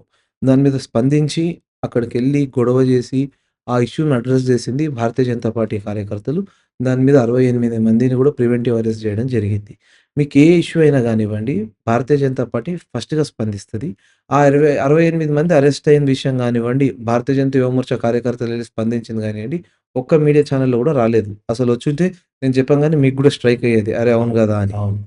సో, మీకు భారతీయ జనతా యువ మోర్చా అని గాదు. హిందుత్వ అంటే మీకు జాతీయత భావజాలం ఉన్న ఏ వ్యక్తైనా గానివ్వండి, మీ దీంట్లోనే మీ మీడియా ఫెటర్నిటీలోనే జర్నలిస్ట్ సిద్దు అవును. బహింసా ఇన్సిడెంట్ అయినప్పుడు ఎళ్లి ఫస్ట్ స్పందించి వీడియో రికార్డ్ చేసి పబ్లిక్ జేసింది సిద్దు. అవును. అందుకే సిద్దు నుంచి బహింసా సిద్దు అని పేరొచ్చింది. అయినా కూడా మరి కరెక్ట్. ఏమంటారు వెండేటా పాలిటిక్స్‌లో ఒక్క సామాజిక వర్గాన్ని సంతోషపెట్టడానికి ఆయన మీద కేసులు పెట్టినప్పుడు గూడా ఆయనని ఢిల్లీలో పెట్టుకొని ఆయన కోసం లీగల్ ఫైట్ చేసింది బండి సంజయ్ గారు పార్టీ రాష్ట్ర అధ్యక్షుడుగా ఉన్నప్పుడు. అవును. అదే గాకుండా మీరు ఆయన రాష్ట్ర అధ్యక్షుడు అయ్యే టైంకి కరెక్ట్‌గా ఇన్సిడెంట్ అయింది. ఇన్సిడెంట్ అయిన 1, 2 మంత్స్‌కి సంజయ్ గారు రాష్ట్ర అధ్యక్షుడైతే ఎవరొచ్చినా నన్ను కలవడానికి షాల్ గానివ్వండి, స్వీట్స్ గానివ్వండి, బొకే గాని తీసుకురాకండి. ఆ డబ్బులేమున్నాయో మేమక్కడ ఒక ఫండ్ రైజ్ చేస్తున్నాం దానికెయ్యండి అంటే, అప్పుడు వారికి కొన్ని డబ్బులు కార్యకర్తలు ఇచ్చిన కొన్ని డబ్బులు, సేవా భారతి కొన్ని డబ్బులేసుకొని, దాదాపు అక్కడ 22 మంది ఇల్లులు ఎవరైతే కాలిపోయాయో వాళ్ళకి ఇల్లులు కట్టియడం గూడా జరిగింది. భారతీయ జనతా పార్టీ ఏంటంటే మీకు మీడియా హర్యానాని బెస్ట్ ఎగ్జాంపుల్‌గా తీసుకుంటే, ప్రతి ఎగ్జిట్ పోల్ అయిపోయింది. ఇంకా కాంగ్రెస్ ముఖ్యమంత్రి ఈసారి హర్యానాకు బీజేపీ ఓడిపోతుందనుకున్నప్పుడు, ఎలక్షన్ కౌంటింగ్ రోజు ఫస్ట్ 1 అవర్‌లోనే అందరికేం తెలిసిపోయిందంటే, Congress is gone. Rahul Gandhi has achieved one more zero అనేది వచ్చేసింది. సో, భారతీయ జనతా పార్టీ మీకు చూస్తే మీడియాకి కనిపియదు గానీ పబ్లిక్‌లో ఏ ఇష్యూ మీదన్నా అడ్రెస్ జేయాలంటే బీజేపీ అనేది మీరెవ్వరికి మైక్ బెట్టి అడిగినా ఫస్ట్ వచ్చే నోట్లో ఎవరన్నా మాట అనుకోండి, ఎవరి స్పందన గానియండి, అరే! ఈ ఇష్యూ మీద ఎవరు ఫైట్ జేశారంటే బీజేపీ వాళ్ళే వచ్చి ఫైట్ ఎందుకంటే పబ్లిక్ యువ మోర్చా అవన్నీ తెలిసుండవు గాబట్టి, ఆ కమలం పువ్వు గుర్తు చూడంగానే అరే! బీజేపీ వాళ్ళే వచ్చారా అనేది కామన్ వర్డ్. మీరెక్కడ దేశం మొత్తంలో అవును. కశ్మీర్ టు కన్యాకుమారి ఎంత తమిళనాడులో బీజేపీ స్ట్రాంగ్‌గా లేకున్నా మీరు అక్కడ లోటస్ గూడా సింబల్‌కి ఫాలోయింగ్ ఉంటుంది. మీరెక్కడ గూడా ఎళ్లి ఇదెవరు ఫైట్ జేశారు అంటే బీజేపీ అనేది వస్తుంది. బీజేపీ ఆర్గనైజేషన్ పరంగా, సంస్థాగతంగా ఎంత ఫైట్ జేయాలో అంత ఫైట్ జేస్తుంది. పబ్లిక్‌లో పబ్లిక్ మైండ్ అండ్ పబ్లిక్ హార్ట్‌లో ఒకటేమొచ్చిందంటే నెక్స్ట్ తెలంగాణలో ఈ అప్పుల బాధలు లేకుండా స్టేట్ డెవలప్ అవ్వాలి అంటే అది భారతీయ జనతా పార్టీ వల్లనే సాధ్యం అనేది పబ్లిక్‌లో ఒక టాక్ అయితే వచ్చేసింది ఆల్రెడీ. అయితే ఇప్పుడు హర్యానా అన్నారు కదా! హర్యానాలో బీజేపీ వర్సెస్ కాంగ్రెస్. ఇట్లా కాంగ్రెస్ వర్సెస్ బీజేపీ ఉన్న ఎక్కడైనా సరే బీజేపీకి బిగ్గెస్ట్ రిలీఫ్ ఏంటంటే అక్కడ కాంగ్రెస్ ఉండడం అనేది. అవును. అయితే ఎక్కడైతే ప్రాంతీయ పార్టీలు ఉంటాయో రీజనల్ పార్టీస్ అక్కడ వాళ్ళని డీథ్రోన్ చేయడం. సింహాసనం వాళ్ళ సీట్‌లోంచి కిందకి దింపడం చాలా కష్టమైపోతుంది. ఎక్సెప్ట్ ఎస్పీ, బీఎస్పీ లాంటి పార్టీలను తప్ప తమిళనాడులో డీఎంకే, బెంగాల్‌లో మమతా బెనర్జీ, టీఎంసీ ఉంది. వీళ్ళ లాంటి పార్టీలు ఉన్నప్పుడు ఇబ్బందవుతుంది. అట్లా మన దగ్గర బీఆర్ఎస్ ఉంది. వీళ్ళ బలం ఏంటి అంటే తెలంగాణ వాదం. ఈ తెలంగాణ వాదాన్ని వినిపించి మళ్ళీ కొంచెం పట్టు సంపాదించుకునే పనిలో కేసీఆర్, కేటీఆర్ కూడా ఉన్నారు. ఇప్పుడు మీ మెయిన్ ఫైట్ కాంగ్రెస్‌తోనా? బీఆర్ఎస్‌తోనా? ఒకవేళ కాంగ్రెస్‌ని మీరు ఓడించగలిగినా బీఆర్ఎస్ వల్ల మీకు ప్రాస్పెక్ట్స్ తగ్గిపోతాయేమో. దాని లేదు. మీద మీ ఉద్దేశం? తెలంగాణలో రేపొచ్చే ఎలక్షన్‌లో fight is between Congress and BJP. BJP. So, మీరు బీఆర్ఎస్ అంటే తెలంగాణ వాదం అనేది బీఆర్ఎస్ ఆల్రెడీ వదిలేసింది. వదిలేసినందుకే తెలంగాణ రాష్ట్ర సమితిని తీసుకెళ్ళి భారత రాష్ట్ర సమితి అని కేసీఆర్ గారు ఆల్రెడీ డిక్లేర్ చేసి అవును. తెలంగాణ వాదానికి, పార్టీకి దూరం పెట్టేసాడు. ఇంకోటి మీరు ఏ తెలంగాణ వాదం కోసమైతే టీఆర్ఎస్ అని చెప్తున్నారో, అదే గౌరవ తెలంగాణ రాష్ట్ర సమితి అప్పుడు, ఇప్పుడు కూడా వారే అధ్యక్షులు, అధినేత అప్పుడు పార్లమెంట్ సభ్యులైన కేసీఆర్ గారు పార్లమెంట్‌లో ఓటింగ్ జరుగుతుంటే ఆయన ఓటు కూడా ఎయలేదు. లాబీలో కూర్చున్నాడు ఆ రోజు. తెలంగాణ బిల్లుని ప్రవేశపెట్టడానికి ఈరోజు ట్రాన్స్‌పోర్ట్ మంత్రిగా ఉన్న పొన్నం ప్రభాకర్ గారు ఎప్పుడు అడిగినా చెప్తాడు ఆయన ఏంటి బీజేపీ వల్లేనే బీజేపీ సపోర్ట్ చేసినందుకే తెలంగాణ వచ్చింది. ఆ రోజు పార్లమెంట్‌లో కూడా సుష్మా స్వరాజ్ గారు చెప్పారు. ఈ చిన్నమ్మని గుర్తుపెట్టుకోండి అని. ఈ దీనికన్నా ముందు కూడా పార్లమెంట్‌లో ఒక సందర్భంలో మాట్లాడుతూ సుష్మా స్వరాజ్ గారు ఏం చెప్పారంటే, యువకులు ఎవ్వరు ఆత్మహత్యలు చేసుకోకండి. రేపొచ్చే సువర్ణ తెలంగాణ భవిష్యత్తు మీరే. మీ కళ్ళతో మీరు తెలంగాణను జూస్తారని జెప్పింది. అసలు ఒరిజినల్‌గా తెలంగాణ సెంటిమెంట్ మీద అనుకుంటే, అసలు తెలంగాణ ఇవ్వాలని ఫస్ట్ తీర్మానం జేసిందే భారతీయ జనతా పార్టీ. ఒక్క ఓటు 2 రాష్ట్రాలనేది. ఆ ప్రక్రియ అయిపోయే లోపల మా గవర్నమెంట్ పోయి యూపీఏ రాష్ట్ర వచ్చేసింది. యూపీఏ ప్రభుత్వం వచ్చి, యూపీఏ దాన్ని దాదాపు నానబెట్టి మలుదశ ఉద్యమంలో 1200 మంది దాదాపు 1200 మంది ఆత్మ బలిదానాలు. హ్మ్. తొలి దశ ఉద్యమంలో దాదాపు 400 మంది, 1600 మంది శవాలు చూసిన కాంగ్రెస్ పార్టీ తర్వాత తెలంగాణ ఇవ్వాలని నిర్ణయించుకుంది గానీ, అదే తెలంగాణ సోనియా గాంధీ గారు ఇవ్వాలనుకున్నప్పుడు 2004లో యూపీఏ ప్రభుత్వంలో రాంగానే ఫస్ట్ డేనే ఇవ్వచ్చు వారు. అవును. లాస్ట్ డే, లాస్ట్ సెషన్‌లో పెప్పర్ స్ప్రేతోదో ఎండ్ అయిందది. ఎన్నయింది. సో ఇక్కడ ఒకటేంటంటే తెలంగాణ ఇచ్చింది కాంగ్రెస్, ఆ క్రెడిట్ వాళ్ళకుంటుంది. ఏ బేషరతుగా ఓటింగ్ చేసి దాదాపు 100+ ఎంపీలు బీజేపీ వాళ్ళు అవును. సుష్మా స్వరాజ్ నాయకత్వంలో ఓటేసి తెలంగాణ ప్రజల ఆకాంక్ష నెరవేర్చడానికి చేశారు. సో, కానీ గ్రౌండ్ లెవెల్‌లో పోరాడింది మేమని బీఆర్ఎస్ చెప్పుకుంటూ ఉంటుంది. అది చెప్పుకోవడం ఇంకోటి వల్ల బీఆర్ఎస్ పోరాటం ఒక రకంగా ఉంటే అది జస్ట్ పొలిటికల్ లాబింగ్. నిజంగా పోరాడిందంటే తెలంగాణ ప్రజలు. సకల జనుల సమ్మె గానివ్వండి, వంట వార్పు, సాగర రైలు రోకో, సాగరహారం, తర్వాత విద్యావంతుల వేదిక, తెలంగాణ జేఏసీ. జేఏసీలో ప్రతి పార్టీ సభ్యులుగా ఉన్నారు. భారతీయ జనతా పార్టీ. మీకు ఐడియా ఉంటే అప్పుడు ఒక మాట ఉండేది. ఆర్ఎస్ఎస్ టు ఆర్ఎస్యు ప్రతి ఒక్కళ్ళు పోరాడితే వచ్చిందే తెలంగాణ. అవును. RSS to RSU RSU. పనిచేస్తేనే తెలంగాణ వచ్చింది. ఆ విద్యావంతుల వేదికను నడిపించినటువంటి కోదండరాం గారికి దాదాపు 11 ఏళ్ళు వారికి ఒక గుర్తింపు లేకపోతే మొన్న కాంగ్రెస్ పార్టీలో జాయిన్ అయిన తర్వాత ఎమ్మెల్సీ అయ్యారు గానివ్వండి. అసలు జయశంకర్ సార్ పేరెక్కడ లేదు ఈరోజు. తెలంగాణ ఏమంటారు దీపాన్ని 69 నుంచి కాపాడుకొని వచ్చినటువంటి జయశంకర్ గారి పేరెక్కడ లేదు. ఆ రోజు తెలంగాణ కోసం బీజేపీ తరపున అసెంబ్లీలో గళం వినిపించిన కిషన్ రెడ్డి గారికి ఏ క్రెడిట్ లేదు ఈరోజు. మీకు ఐడియా ఉంటే కిషన్ రెడ్డి గారు మన గద్వాల్ మన ఈ కృష్ణా అని మన తెలంగాణ బార్డర్ మహబూబ్‌నగర్ జిల్లా కృష్ణా నుంచి పాదయాత్ర కూడా చేశారు వారు. అవునా? కిషన్ రెడ్డి గారు ఎంతో కృష్ణా నది తీరంలో ఆ! ఉంటుంది ఊరు. బండి సంజయ్ గారు వారి తరాలో వారు పోరాటం Bharatiya Janata party was always supportive in favour of Telangana. చిన్న రాష్ట్రాలకు ఎప్పుడైనా గానియండి భారతీయ జనతా పార్టీ సపోర్ట్ ఉంటుంది. ఎందుకంటే ఎదుగుదలకు ఎందుకంటే బడ్జెట్ అనేది ఎక్కువ ఉంటుంది. రాష్ట్రం చిన్నది ఉంటుంది కాబట్టి development of state will be very much easier అని చెప్పి భారతీయ జనతా పార్టీ అసలు ఒక్క ఓటు 2 రాష్ట్రాలు కాకినాడ తీర్మానం చేసిందే భారతీయ జనతా పార్టీ. ఇదే కేసీఆర్ గారు మోడీ గారిని ఎంత పొగిడేవాడంటే సీఎం అయిన కొత్తలో ఐసా గవర్నమెంట్ మ్యాన్ ఏదేఖా మన యాదాద్రి పవర్ ప్లాంట్ విషయంలో అసలు కేసీఆర్ గారు గజ్వేల్‌లో మోదీ గారిని పొగిడింది చూస్తే రాముడికి రామదాస్ ఎలానో మోదీకి కేసీఆర్ అలా అనే రేంజ్‌లో ఆయన మాట్లాడిన వ్యక్తి. ఆయన రాజకీయ అవసరాల కోసం ఈరోజు భారతీయ జనతా పార్టీని తిట్టడం గానివ్వండి. ఇంకోటి మీరు చూస్తే ఈరోజు పబ్లిక్‌లో పోయినసారి 2020 జీహెచ్ఎంసీ ఎన్నికలలోనే బీఆర్ఎస్ అనేది ఈ రాష్ట్రంలో లేదని అప్పుడే తెలిసిపోయింది. ఒకటి దుబ్బాక ఉప ఎన్నికల్లో రఘునందన్ రావు గెలవడం. జీహెచ్ఎంసీ ఎన్నికలలో 4 స్థానాల నుంచి 48 స్థానాలకు భారతీయ జనతా పార్టీ గెలవడం. ఆఖరికి బీఆర్ఎస్ పార్టీ ఎంఐఎం సపోర్ట్ లేకుండా మేయర్‌ని కూడా ఫార్మ్ చేయలేకపోయింది. ఈరోజు వాళ్ళ దురదృష్టం ఏందంటే అదే మేయర్ ఎళ్లి కాంగ్రెస్ జాయిన్ అయింది ఈరోజు. అవును. మేయర్ గారు గానివ్వండి, వాళ్ళ ఫాదర్ మాజీ రాజ్యసభ సభ్యులు గారు గానివ్వండి, ఎళ్లి మళ్ళీ కాంగ్రెస్‌లో జాయిన్ అయ్యారు. మీకు నిజంగా తెలంగాణ పట్ల నిజాయితీ ఉండి పనిచేస్తున్న పార్టీ ఏదైనా ఉందంటే భారతీయ జనతా పార్టీ. మీరు కేంద్ర ప్రభుత్వం నుంచి కూడా చూస్తే కాజీపేట రైల్ ఫ్యాక్టరీ గానివ్వండి, వరంగల్‌లో ఈరోజు కొత్తగా అనౌన్స్ అయిన ఎయిర్‌పోర్ట్ గానివ్వండి, మన ములుగులో గిరిజన యూనివర్సిటీ, సెంట్రల్ యూనివర్సిటీ గానివ్వండి, తర్వాత మన ఎరువుల ఫ్యాక్టరీ గానివ్వండి, అది గాకుండా పసుపు బోర్డు కూడా. పసుపు బోర్డు, ఎన్‌ఐటీస్, మన కేంద్రీయ విద్యాలయాలు. మీరు కూడా చూస్తే ఇప్పుడు మీడియాలో చాలా ఏమంటారు ఒక రేంజ్‌లో కాంట్రోవర్సీ నడుస్తుంది. నిజామాబాద్‌లో నవోదయ విద్యాలయం మీద. సో, భారతీయ జనతా పార్టీ ప్రభుత్వం కేంద్రంలో మోదీ గారు తెలంగాణ మీద దృష్టి పెట్టి కొత్తగా ఫార్మ్ అయిన స్టేట్ కాబట్టి ఎంత హెల్ప్ చేయాలో అంత హెల్ప్ చేస్తుంది. ఇప్పుడు మీరు చెప్పిన దాన్ని బట్టి నాకు అర్థమైందేంటంటే మీరైతే ఫుల్ కాన్ఫిడెన్స్‌తో ఉన్నారు. రాబోయే అసెంబ్లీ ఎన్నికల్లో ఖచ్చితంగా బీజేపీ తెలంగాణ అసెంబ్లీ మీద కాషాయ జెండా ఎగురవేస్తుందని చెప్పి.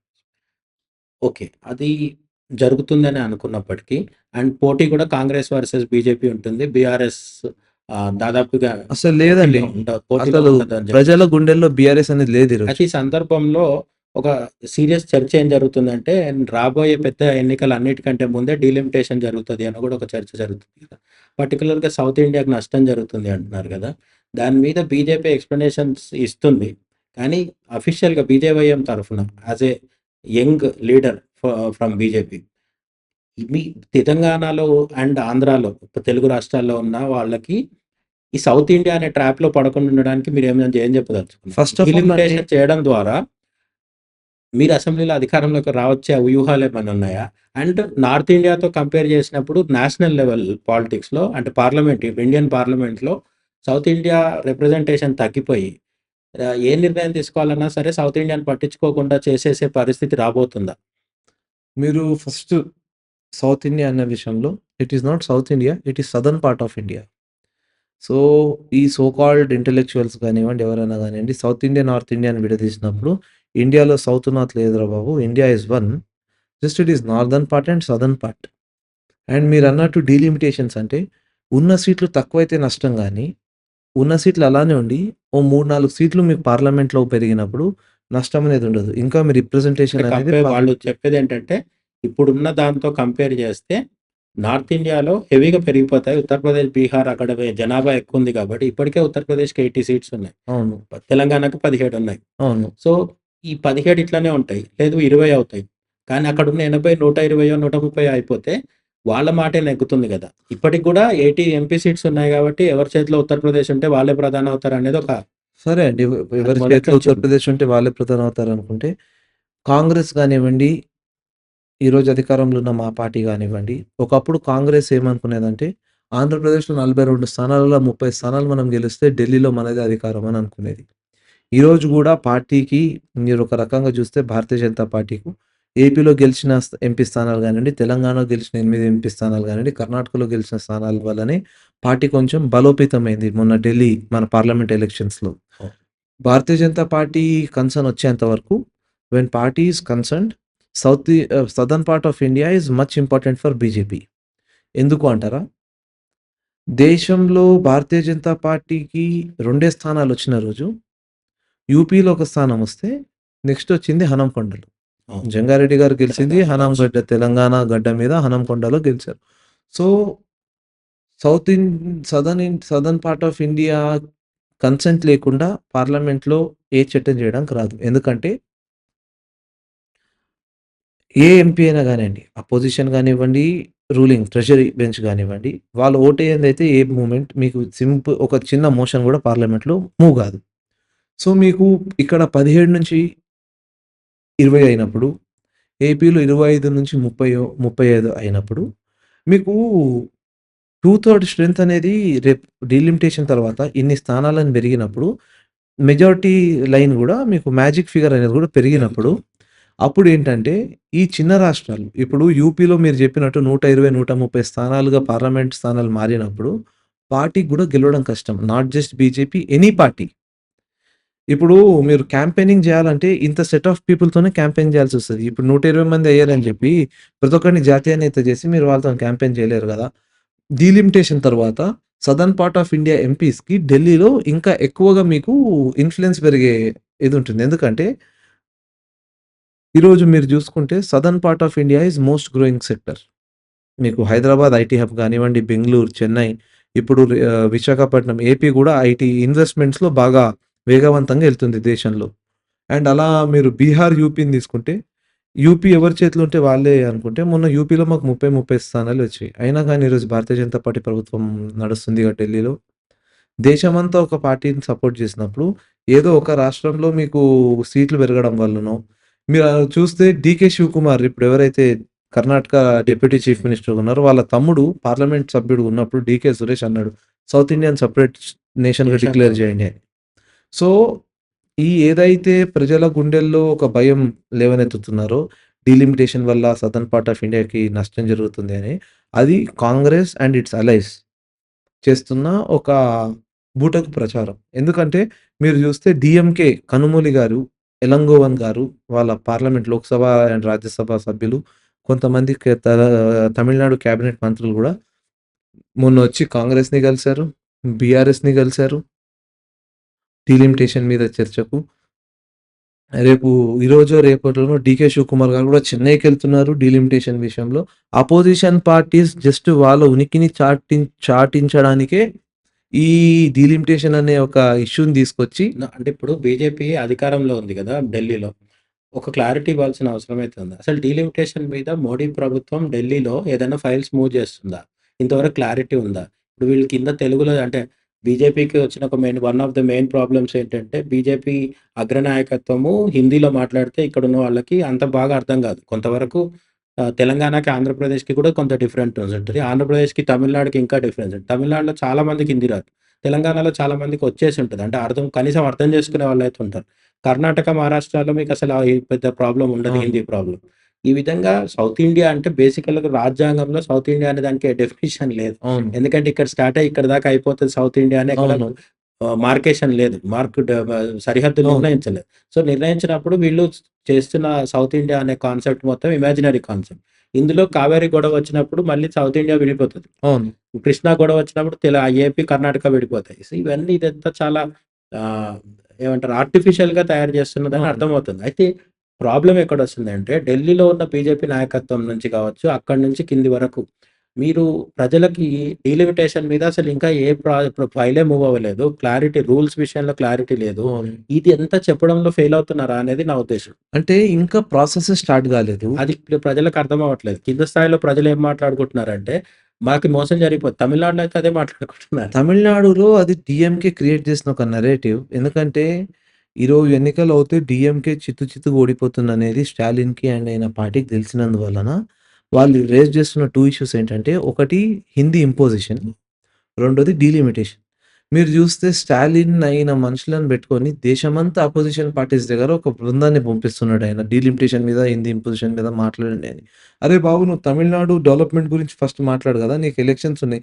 నువ్వు అంత గ్రేట్ సీఎం అయితే వై డోంట్ యూ ఫస్ట్ ఇంకోటి మీరు ఇదే స్టాలిన్ అంటే వాళ్ళ రిలేటివే ఒకాయన when you talk about Stalin delimitation and everything and Hindi imposition మీరు మీ పాలిటిక్స్‌ని వదిలేసి మీ పర్సనల్ లైఫ్‌లో మీరు బిజినెస్ జేయడానికి దేశమంతా, ప్రపంచమంతా తిరగొచ్చు. మీ ఎంపీలు, మీ బ్రదర్స్ ఎవరైతే వాళ్ళు అన్ని భాషలు మాట్లాడొచ్చు. ఒక తమిళనాడు పబ్లిక్ వచ్చేంత వరకే మీకు హిందీ ఇంపోజిషన్ అనేది ప్రాబ్లమ్ అవుతుంది. Hindi is nowhere imposed. ఇప్పుడున్న కొత్త న్యూ ఎడ్యుకేషన్ పాలిసీలో 3 లాంగ్వేజ్ ఫార్ములా ఉంది. You add Hindi in your curriculum. But it is up to them that they will choose or not అనేది. అండ్ డీలిమిటేషన్ మీద మీరు మాట్లాడితే the process of delimitation is not yet been started. దాని rules ఏంటి? దాని guidelines ఏంటి అనేది కూడా ఇంకా ఎవరికీ తెలీదు. అది రేపు మీకు 2026 అంటే ఇంకా you have 9 months of time. 9 మంత్స్‌లో దాని మీద కార్యాచరణ ఉంటుంది. దానికొక కమిటీ ఉంటుంది. ఆ committee will have numerous meetings. వాళ్ళు ఒక నిర్ణయానికి వచ్చిన తర్వాత దానికొక guidelines, set of rules and regulations అనేది రిలీజ్ చేసిన తర్వాత ఎవరికైనా ఒక క్లారిటీ వస్తుంది. ఈరోజు మీరు పబ్లిక్ ఏదైతే అంటున్నారో అంటే సదర్న్ పార్ట్ ఆఫ్ బ్రాడ్‌గా చెప్పండి. మామూలుగా ఆహ్, మనకు ఇప్పుడున్న మన దేశంలో ఉన్న ప్రాసెస్ ఏంటంటే, జనాభాను బట్టి ఒక ఎంపీ నియోజకవర్గాన్ని కార్వ్ ఔట్ చేస్తారు. అంటే దాన్ని డివైడ్ అవును. చేస్తారు. తక్కువ జనాభా ఉంటే ఇంకా కొంచెం ఏరియా పెంచుతారు. అవును. అంతే కదా! అవును. ఎంపీ ఏరియా అనేది పెరుగుతుంది. జనాభా ఎక్కువుంటే చాలా తక్కువ ఏరియాకి ఒక ఎంపీ స్థానాన్ని అవును. ఇవ్వాల్సొస్తుంది. అవును. ఇప్పుడు దేశం మొత్తంలోనే కాదు చాలా అంటే నాకు తెలిసి ఆసియా ఖండంలోనే మన మల్కాజ్‌గిరి నియోజకవర్గం మల్కాజ్‌గిరి చాలా పెద్దది. పెద్దది. అవును. ఈటెల రాజేందర్ అవును. బీజేపీ నుంచే గెలవడం జరిగింది. 44,00,000 ఓటర్లున్నారక్కడ. ఇప్పుడు ఇది డీలిమిటేషన్ తర్వాత మల్కాజ్‌గిరి అనేది రెండవ్వచ్చు, మూడవ్వచ్చు. అవును. అది లెక్కను బట్టి ఉంటుంది. అవును. అంటే మొత్తానికైతే జనాభా ఆధారంగానే జరగబోతుంది. ఇప్పుడు వీళ్ళ మెయిన్ భయం ఏంటంటే జనాభా ఆధారంగా చేస్తే మేము సౌత్ ఇండియా తరఫున మేము చాలా ఆహ్, ఏమంటారు తొందరగా చొరవ తీసుకొని ఫ్యామిలీ ప్లానింగ్ పాటించాం. ఫ్యామిలీ ప్లానింగ్ పాటించినందుకు ఈ పనిష్మెంటా? ఉత్తరప్రదేశ్, బీహార్‌లో పాటించకుండా ముగ్గురిని, నలుగురిని పిల్లల్ని కనేసిన వాళ్ళకెక్కువ సీట్లొస్తున్నాయి ఇప్పుడు.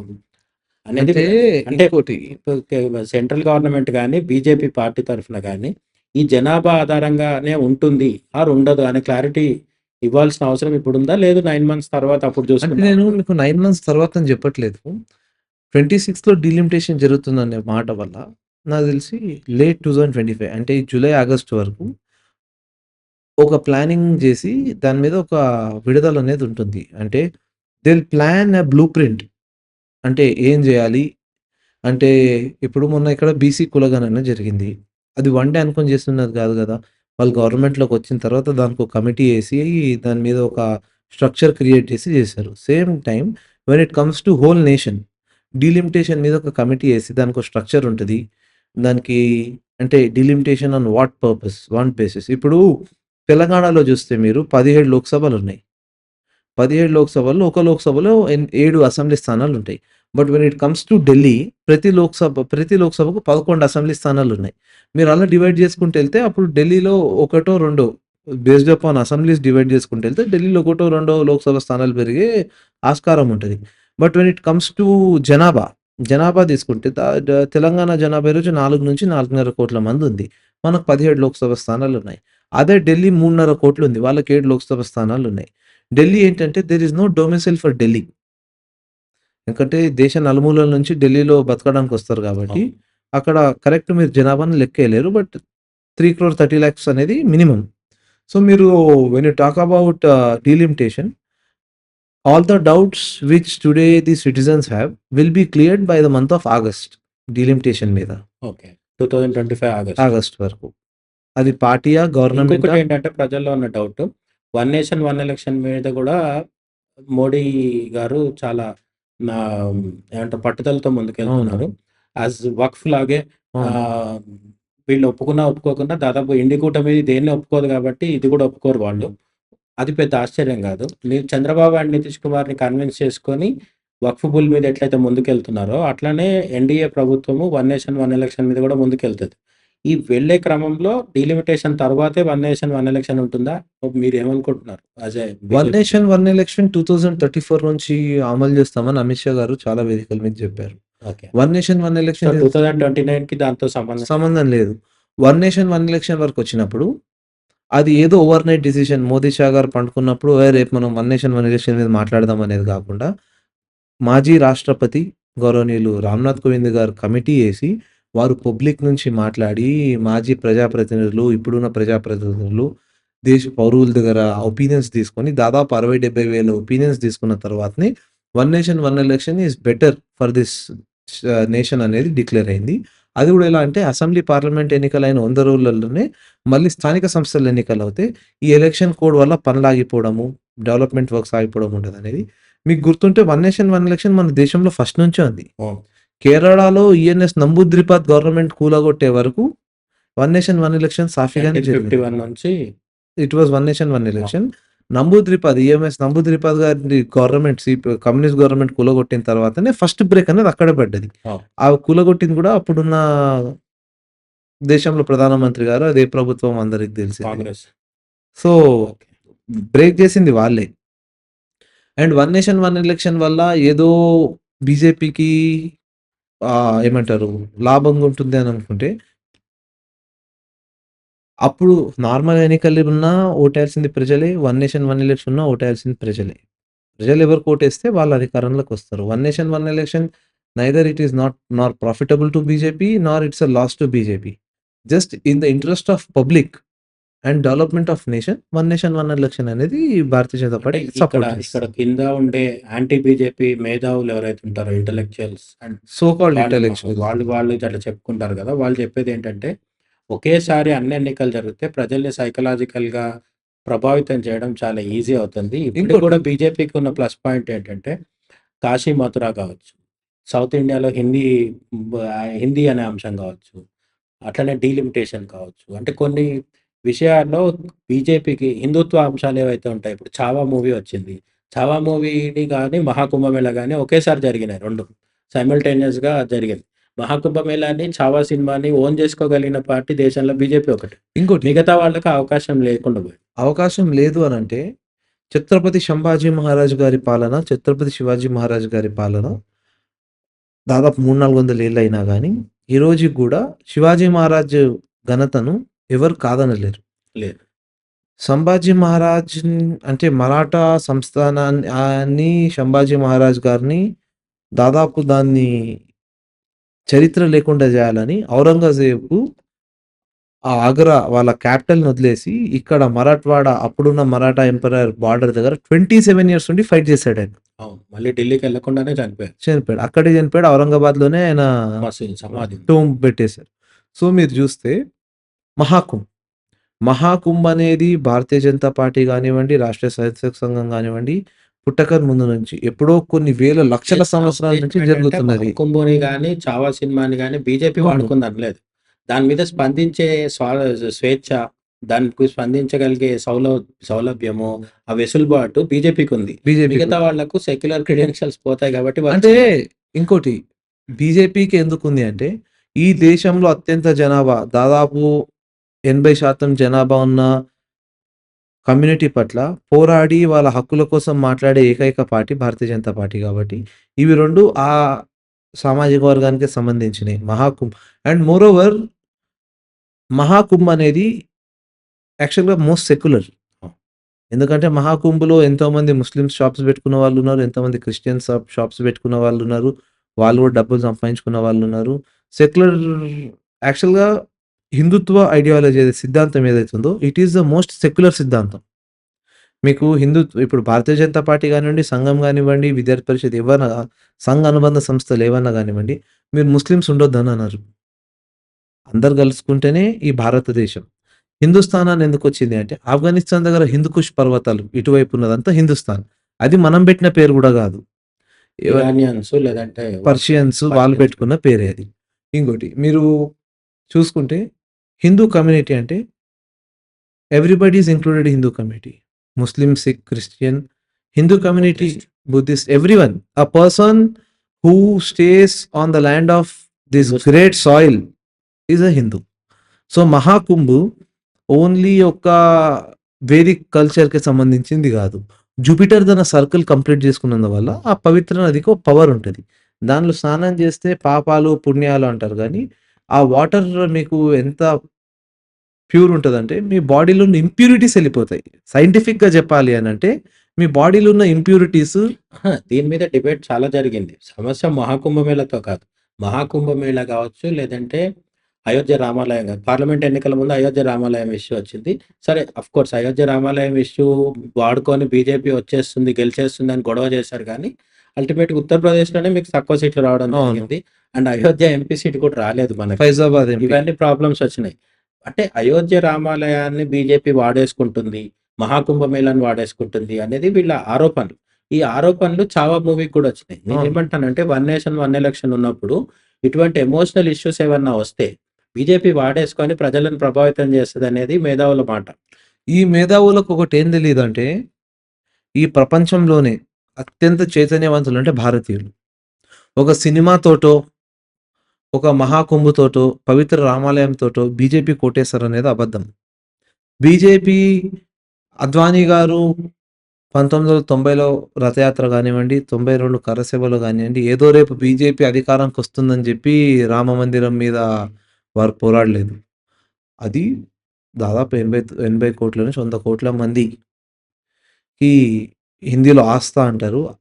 ఆస్థా కా జుడా హువా బాత్ హై. అంటే వారి సెంటిమెంట్ గాబట్టి దాని మీద పోరాడడం జరిగింది. దాన్ని వాడుకొని జనాలు బీజేపీ కోటేస్తారనుకోవడం అదే ఈ ఇక్కడ అయోధ్యలో భవ్య రామాలయం గావచ్చు, కాశీ, మథుర గావచ్చు ఇవన్నీ భారతదేశంలో ఉన్న అన్ని వర్గాలు, శాఖలకు సంబంధించిన హిందువుల యొక్క అస్తిత్వ పోరాటం. అస్తిత్వం అది. ఈ అస్తిత్వ పోరాటానికి బీజేపీ మద్దతు పలుకుతుంది సంతోషం. అయితే ఇక్కడ చాలా వరకు వస్తున్న ఆరోపణ ఏంటంటే, ఒక బీజేపీ యూత్ లీడర్‌గా గూడా చెప్పండి. ఈ ఎంతసేపు కాశీ, మథుర, అయోధ్య లేదంటే హిందీ గొడవ లేదంటే అదే 'చావా' మూవీ గురించి, అంతకుముందు 'కాశ్మీర్ ఫైల్సు' నిజంగా 'కాశ్మీర్ ఫైల్స్‌లో' చూపించింది నిజం. అవును. చరిత్రలో కాశ్మీరీ పండిట్లు అవును. ఊచకోతకు గురయ్యారు. ఇప్పుడు రేపు సిక్కులది కూడా రాబోతుంది. అదే వివేక్ అగ్నిహోత్రి తీస్తున్నారు. అది నిజమే. కానీ నిజమైనా సరే బీజేపీ మద్దతు పలకగానే వెంటనే మన వాళ్ళేం చేస్తున్నారంటే, ఓ వర్గం ప్రజలు అండ్ ఆ వర్గం ప్రజలకు సపోర్ట్ చేసే ఇంకో వర్గం సెక్యులర్ నాయకులు వీళ్ళందరూ కలిసి నిజమైన చరిత్ర కూడా కాదు అన్నట్టుగా కూడా ప్రచారం అంటే చేసేస్తున్నారు. దేశంలో చరిత్రని ఎన్ని రోజులు కంట్రోల్ చేసిన కమ్యూనిస్టులు అంటే మీరు చూస్తే ప్రతి కాలేజ్ ప్రొఫెసర్ గానివ్వండి, చరిత్రకారుడు గానివ్వండి, ఒకటే ఐడియాలజీ నుంచి వచ్చిన వ్యక్తి. లెఫ్ట్ ఐడియాలజీ నుంచి. కాబట్టి వాళ్ళు రాసిందే నిజమైన చరిత్ర. వేరే వాళ్ళు రాసింది చరిత్ర గాదు అనుకోవడం వాళ్ళ మూర్ఖత్వం. The so called urban Naxals చెప్పింది ఈ దేశంలో 5-10% మందే వింటుండొచ్చు. కానీ నిజమైన చరిత్ర తెలుసుకోవాలని 90% మంది ప్రజల గుండెల్లో ఉంది. దాని విధంగా మీరు చెప్పినట్టు 'కాశ్మీరీ ఫైల్స్' అయితే 'కాశ్మీరీ ఫైల్స్' ఏదో ఒక సృష్టించిన చరిత్ర గాదు. కాదు. అది జరిగింది. అవును. మీకు అందులో చూపించిన కొన్ని పేర్లు చేంజెస్ ఉండొచ్చు కానీ, మీకు తెలిసుంటే యాకూబ్ మేనన్ గానివ్వండి, వీళ్ళంతా అదే జమ్మూ కాశ్మీర్ యూనివర్సిటీలో విద్యార్థి నాయకులుగా చదువుకొని తర్వాత సెపరేటిస్ట్‌లుగా మారిన వ్యక్తులు. మీరు 'కాశ్మీరీ ఫైల్స్' అంటే కాశ్మీరీ పండిట్స్ ప్రపంచం మొత్తంలో సెటిల్ అయిన ఏ కాశ్మీరీ పండిట్‌నైనా గాని, ఆ సంవత్సరం పేరు చెప్పినా వాళ్ళ కళ్ళలో నీళ్ళు తిరగడం స్టార్ట్ అయిపోతాయి. ఎందుకంటే ఒక వ్యక్తికి ఇల్లు, ఫ్యామిలీని రెండిటిని దూరం చేసుకోవడం అనేది అన్నిటికన్నా బాధాకరమైన విషయం. నిజమే. అంటే ఇప్పుడు 3 గృహము, ప్రాణము, మానం 3 వదులుకొని రావాల్సొచ్చింది. చాలామంది స్త్రీలైతే హింసింపబడి అవును. చనిపోవడం జరిగింది. అవును. ఆహ్, రంపం పెట్టి కోసేయడం అవును. ఇవన్నీ నిజమే అయినా సరే చూపించినప్పుడు ఆ సినిమా మీద ద్వేషం ప్రదర్శించిన వాళ్ళున్నారు. అది బీజేపీ మద్దతు పలికినందుకు ఇంకొంచెం కోపం వచ్చిన సందర్భం. సేమ్ ఇష్యూ అయితే మీకిక్కడ ఇక్కడ క్వెషన్ ఏంటంటే మనం మాట్లాడుకోవాల్సింది అది ఓకే. అంటే బీజేపీకి బలము, బలహీనత 2 హిందుత్వాలు. బీజేపీ యొక్క బలము, బలహీనత 2 అంటే హిందుత్వాన్ని ఓన్ చేసుకోగలిగే పార్టీ ఇంకొకటి ఏది లేదు. అవును. శివసేన లాంటి పార్టీలుంటే అవి కూడా ఈ మధ్య సెక్యులర్ రూపం అవును. తీసేసుకున్నాయి కాబట్టి సో, ఇప్పుడు హిందువులకు ఉన్న ఏకైక ఆప్షన్ హిందుత్వ ఓటర్లకు ఉన్న ఏకైక ఆప్షన్ అంటే బీజేపీనే. అవును. ఇంతవరకు ఓకే. బట్ దేశాన్ని నడపాలంటే మొన్న పార్లమెంట్ ఎన్నికలప్పుడు కూడా రాహుల్ గాంధీ కులము, ఆహ్, భాష ఇటువంటివన్నీ వాడాడు. అంటే డివిసివ్ పాలిటిక్స్ అంతా రాహుల్ గాంధీ చేశారు. కానీ నరేంద్ర మోడీ గారు ఏమన్నారంటే, ఐదో స్థానం నుంచి మూడో స్థానానికి అవును. తీసుకొస్తానని చెప్పారు. అంటే నరేంద్ర మోడీ టోన్ డెవలప్‌మెంట్ మీదే ఉంది ఇప్పటికి కూడా. అట్ ద సేమ్ టైమ్ హిందుత్వ అనేది మన కోర్ ఐడియాలజీ కాబట్టి బీజేపీ వాళ్ళు ఎట్లాగో వినిపిస్తారు. అయితే ఇప్పుడు బీజేపీ యూత్‌ని అట్రాక్ట్ చేసుకోవడానికి మనం మొదట్లో కూడా ఏమంటారు మన చర్చ మొదట్లో కూడా చెప్పుకుందేంటంటే మొత్తం ప్రపంచంలోనే అత్యధిక యువతీ యువకులు యూత్ ఫోర్స్ ఉన్నది మన దేశంలోనే. అవును. చైనా కూడా మనకు వెనుకబడిపోయింది పాపులేషన్‌లో. సో, మనం ఇప్పుడు అత్యధిక యువతీ యువకులున్న దేశము. ఆహ్, జాబ్స్ క్రియేట్ చేయడంలో మోడీ సర్కార్ ఫెయిల్ అవుతుంది అని రోజు రెటరిక్ ఉంటది గదా! అది జరుగుతూనే ఉంది. బయట ప్రతిపక్షాలన్నీ చెప్తున్నాయి. నిజంగా బీజేపీ ఉద్యోగాలిస్తుందా దేశవ్యాప్తంగా? అట్లనే యూత్‌ని ప్రత్యేకంగా ఆకర్షించడానికి ఏం చేస్తుంది? ఒక బీజేవైఎం నాయకుడిగా మీరు బీజేపీ స్టాండ్‌ని ఏమని జెప్తారు? ఇప్ మిగతా పార్టీలతో పోలిస్తే యూత్‌ని అట్రాక్ట్ చేయడానికి కావచ్చు, యూత్‌తో కనెక్ట్ అవ్వడానికి కావచ్చు, రేపు ఓట్లేయబోయేది ఎక్కువ మంది యూతే కాబట్టి, ఈరోజు ఇంటర్ చదివే పిల్లలు గూడా రేపు ఓటర్లుగా మారుతారు. ఆ ఓటర్లందరినీ అట్రాక్ట్ చేయడానికి బీజేపీ ఏం చేస్తుంది? మొదటిది భారతీయ జనతా పార్టీ మరియు యువకులు. ఈ దేశానికి నిజమైన సంపద ఈ రోజున్న యువతీ యువకులు. అవును. Today's young people are tomorrow's citizens. So, మీకు భారతీయ జనతా పార్టీకి యువకుల్లో ఒక ప్రత్యేక స్థానం అనేది ఉంది ఈరోజు. ఒకటి భారతీయ జనతా పార్టీ ఉద్యోగాలు ఇస్తుందా అనంటే, ఈరోజు ప్రపంచవ్యాప్తంగా ఏ కంపెనీ అన్నా చూడండి, ఇండియాలో వాళ్ళ ఫ్యాక్టరీనో, ఆఫీసో ఎస్టాబ్లిష్ చేయడానికి ఒక ఫోరం అనేది ఎతుకుతున్నారు. ఈరోజు ఆంధ్రప్రదేశ్‌కి, తెలంగాణకు, వేరే వివిధ రాష్ట్రాలకు బిజినెస్ సమిట్‌లలో ఇన్వెస్ట్‌మెంట్స్ వస్తున్నాయంటే, అది not just because of the state government. Also the central governments schemes. మీకు సెంట్రల్ గవర్నమెంట్ రాయితీలు గానివ్వండి, వాళ్ళు పెట్టిన రూల్స్ గానివ్వండి, అవి ఎంత కంపెనీ ఫ్రెండ్లీ ఉంటే, అంత తొందరగా కంపెనీస్ అనేవి ఇన్వెస్ట్ జేస్తాయి. ఇప్పుడు ప్రతి సంవత్సరం దావోస్‌లో మనోళ్ళు మనకు రాష్ట్ర నాయకులు సూటు బూటేసుకొని ఎళ్తారు గదా! ఆ! అవన్నీ పెద్ద ఇంపార్టెంట్ గాదు. మోడీదే ఇంపార్టెంట్ అంటారు. అహా! మోడీ తీసుకున్న నిర్ణయాలే మెయిను. అంటే ఇప్పుడు ఒకటి చెప్తానండి. When you talk about United states of America, America అంటే ఎవడన్నా గాని, మా అబ్బాయి అమెరికాలో ఉన్నాడండి, మా అబ్బాయి అమెరికాలో పనిచేస్తాడండి అంటారు గానీ, మా అబ్బాయి డాలస్‌లో పనిచేస్తాడు, అంటే టెక్సాస్ స్టేట్‌లో పనిచేస్తాడు, మా అబ్బాయి వర్జీనియాలో పనిచేస్తాడు, మా అబ్బాయి వాషింగ్టన్‌లో పనిచేస్తాడు, మా అబ్బాయి ఇండియానాపాలిస్‌లో పనిచేస్తాడు, మా అబ్బాయి అట్లాంటాలో పనిచేస్తాడు. మా ఇంటి అంటే when it comes to the same ఒక MNC we have operations in India అంటాడు గానీ, we have operations in Hyderabad, we have operations in Bengaluru అని అనడు వాడు. సో లేదు మన రాహుల్ గాంధీ చెప్తుంటారు గదా! మేడ్ ఇన్ బీహార్ అని ఏయిస్తాను. మేడ్ ఇన్ రాయ్‌బరేలీ మన ఇక్కడ ఆ ఛాన్స్ ఏం లేదంట. మాజీ ముఖ్యమంత్రి కేసీఆర్ గారు గూడా ఉన్నారు. ఇటలీలో టమాటో సాస్ తింటున్నా ఆ సాచెట్ మీద మేడ్ ఇన్ సిద్దిపేట అని ఉంటదంట. వారు గూడా ఒక 2019 ఎన్నికల్లో కేసీఆర్ చెప్పారు. చెప్పారా? కేసీఆర్ గారు అన్నారు ఓకే. ఇదే విషయం. సో, మీకు ఇండియాలో ఇన్వెస్ట్‌మెంట్ హైదరాబాద్ కోసం అంటే మీకు ఎప్పుడైతే అక్కడ డావోస్ మీరు చెప్పినట్టు బిజినెస్ సమిట్ ఉంటుందో, భారత ప్రభుత్వం నుంచి రిప్రజెంటేటివ్స్ ఎళ్లి కూర్చున్నప్పుడే అక్కడ భారతదేశం పేరు మీదనే గవర్నమెంట్ ఆఫ్ తెలంగాణ అని ఉంటుంది. గవర్నమెంట్ ఆఫ్ ఏపీ అని ఉంటుంది గానీ, they doesn't have any special recognition. Recognization there. They are part of government of India hmm. కాబట్టే వాళ్ళకొస్తున్నాయి ఇన్వెస్ట్‌మెంట్స్. సో, మోదీ గారి వల్ల, బీజేపీ వల్ల ఉద్యోగాలు రావట్లేదు అంటే, creating employment is different. Making somebody an entrepreneur is different. ఈరోజు కేంద్ర ప్రభుత్వం స్కీమ్‌లలో మీకు దాదాపు 2,00,00,000 వరకు షూరిటీ లేని లోన్స్. కేంద్ర ప్రభుత్వమే షూరిటీగిండి యువకులకు ప్రోత్సాహం కోసం లోన్స్ ఇచ్చినప్పుడు, దాదాపు ఈ దేశంలో కశ్మీర్ టు కన్యాకుమారి వరకు 20,00,00,000 మంది యువకులు ఆ లోన్ తీసుకున్నారు. ఓకే. 2,00,00,000 లోన్ తీసుకొని ఒక బిజినెస్ పెట్టిన యువకుడు ఓ నలుగురికి ఉపాధి కల్పిస్తాడు. మీరు ఆ లెక్కన తీసుకున్న 2,00,00,000 మందిలో 1,50,00,000 మంది వాడుకున్నారనుకోండి. అయినా ఇంటూ 4 అనుకున్నా గూడా దాదాపు 6,00,00,000 మందికైతే ఎంప్లాయ్‌మెంట్ వచ్చింది ఇండైరెక్ట్‌గా. అవును.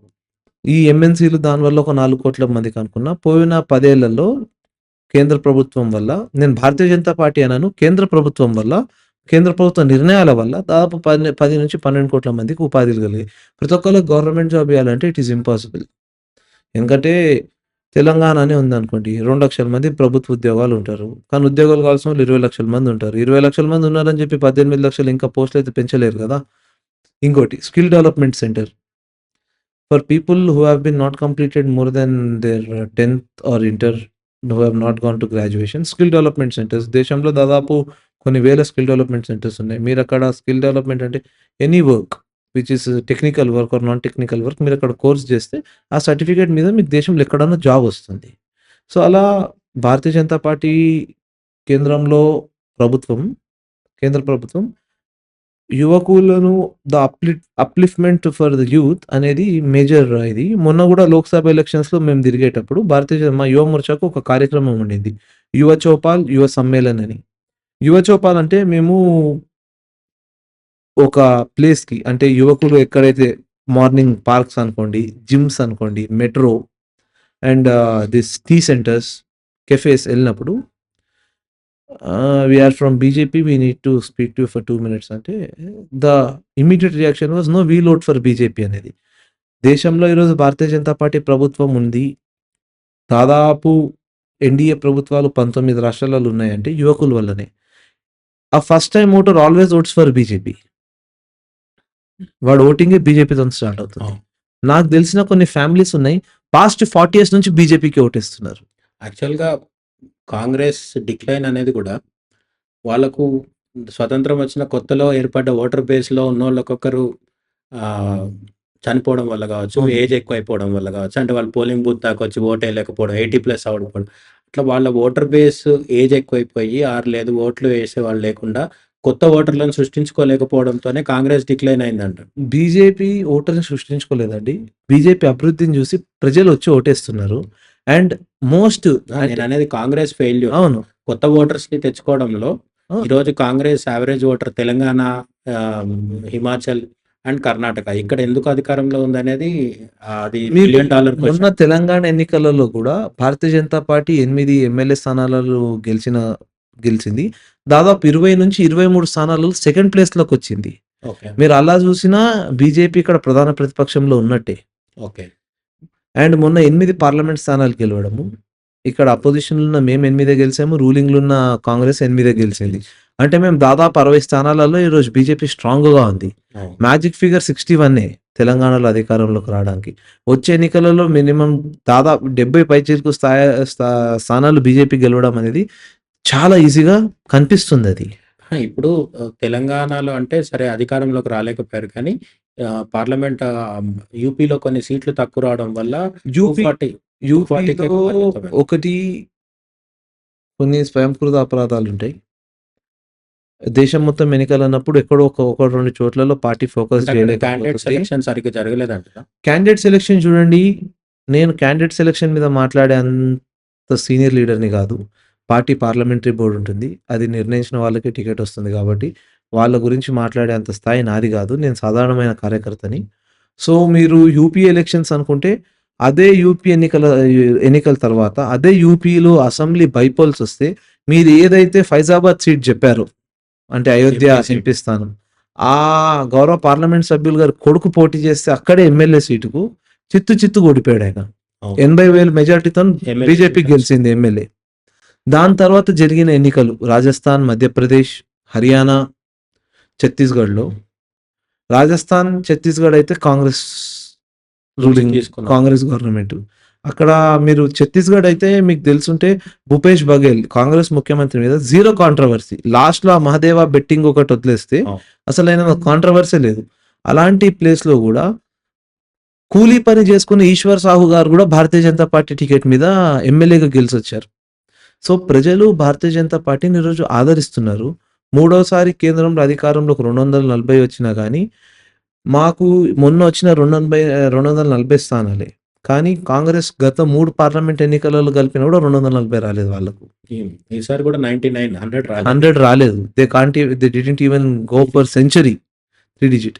నాకు తెలిసి నెక్స్ట్ టైమ్ కాంగ్రెస్‌కి ప్రతిపక్ష నేత కూడా ఉండడు. ఎలా అయితే లాస్ట్ 2 టర్మ్స్ లేడో నెక్స్ట్ టైమ్ కూడా అసలు ప్రతిపక్ష నేత కూడా లేని అంటే ఇప్పుడు రాబోయే పార్లమెంట్ ఎన్నికలు అవ్వచ్చు, లేదంటే తెలంగాణ అసెంబ్లీ కావచ్చు, ఏ ఎన్నికలైనా సరే యూత్ విజయవయం నాయకుడిగా మీరు చెప్పేదేంటి? యూత్ ఎందుకు ఓటేయాలి? ఇప్పుడు మోడీ 5వ స్థానం నుంచి 3వ స్థానానికి తీసుకెళ్తా అంటున్నారు కాబట్టి ఏమంటారా? ఇంకా ఏమని చెప్తారు? మీకు ఈరోజు సో కాల్డ్ ప్రభుత్వాలు 24 గంటలు ఉచితంగా మేమిస్తున్నాం అంటున్నారు. ఏ ప్రభుత్వం ఇయ్యట్లేదు.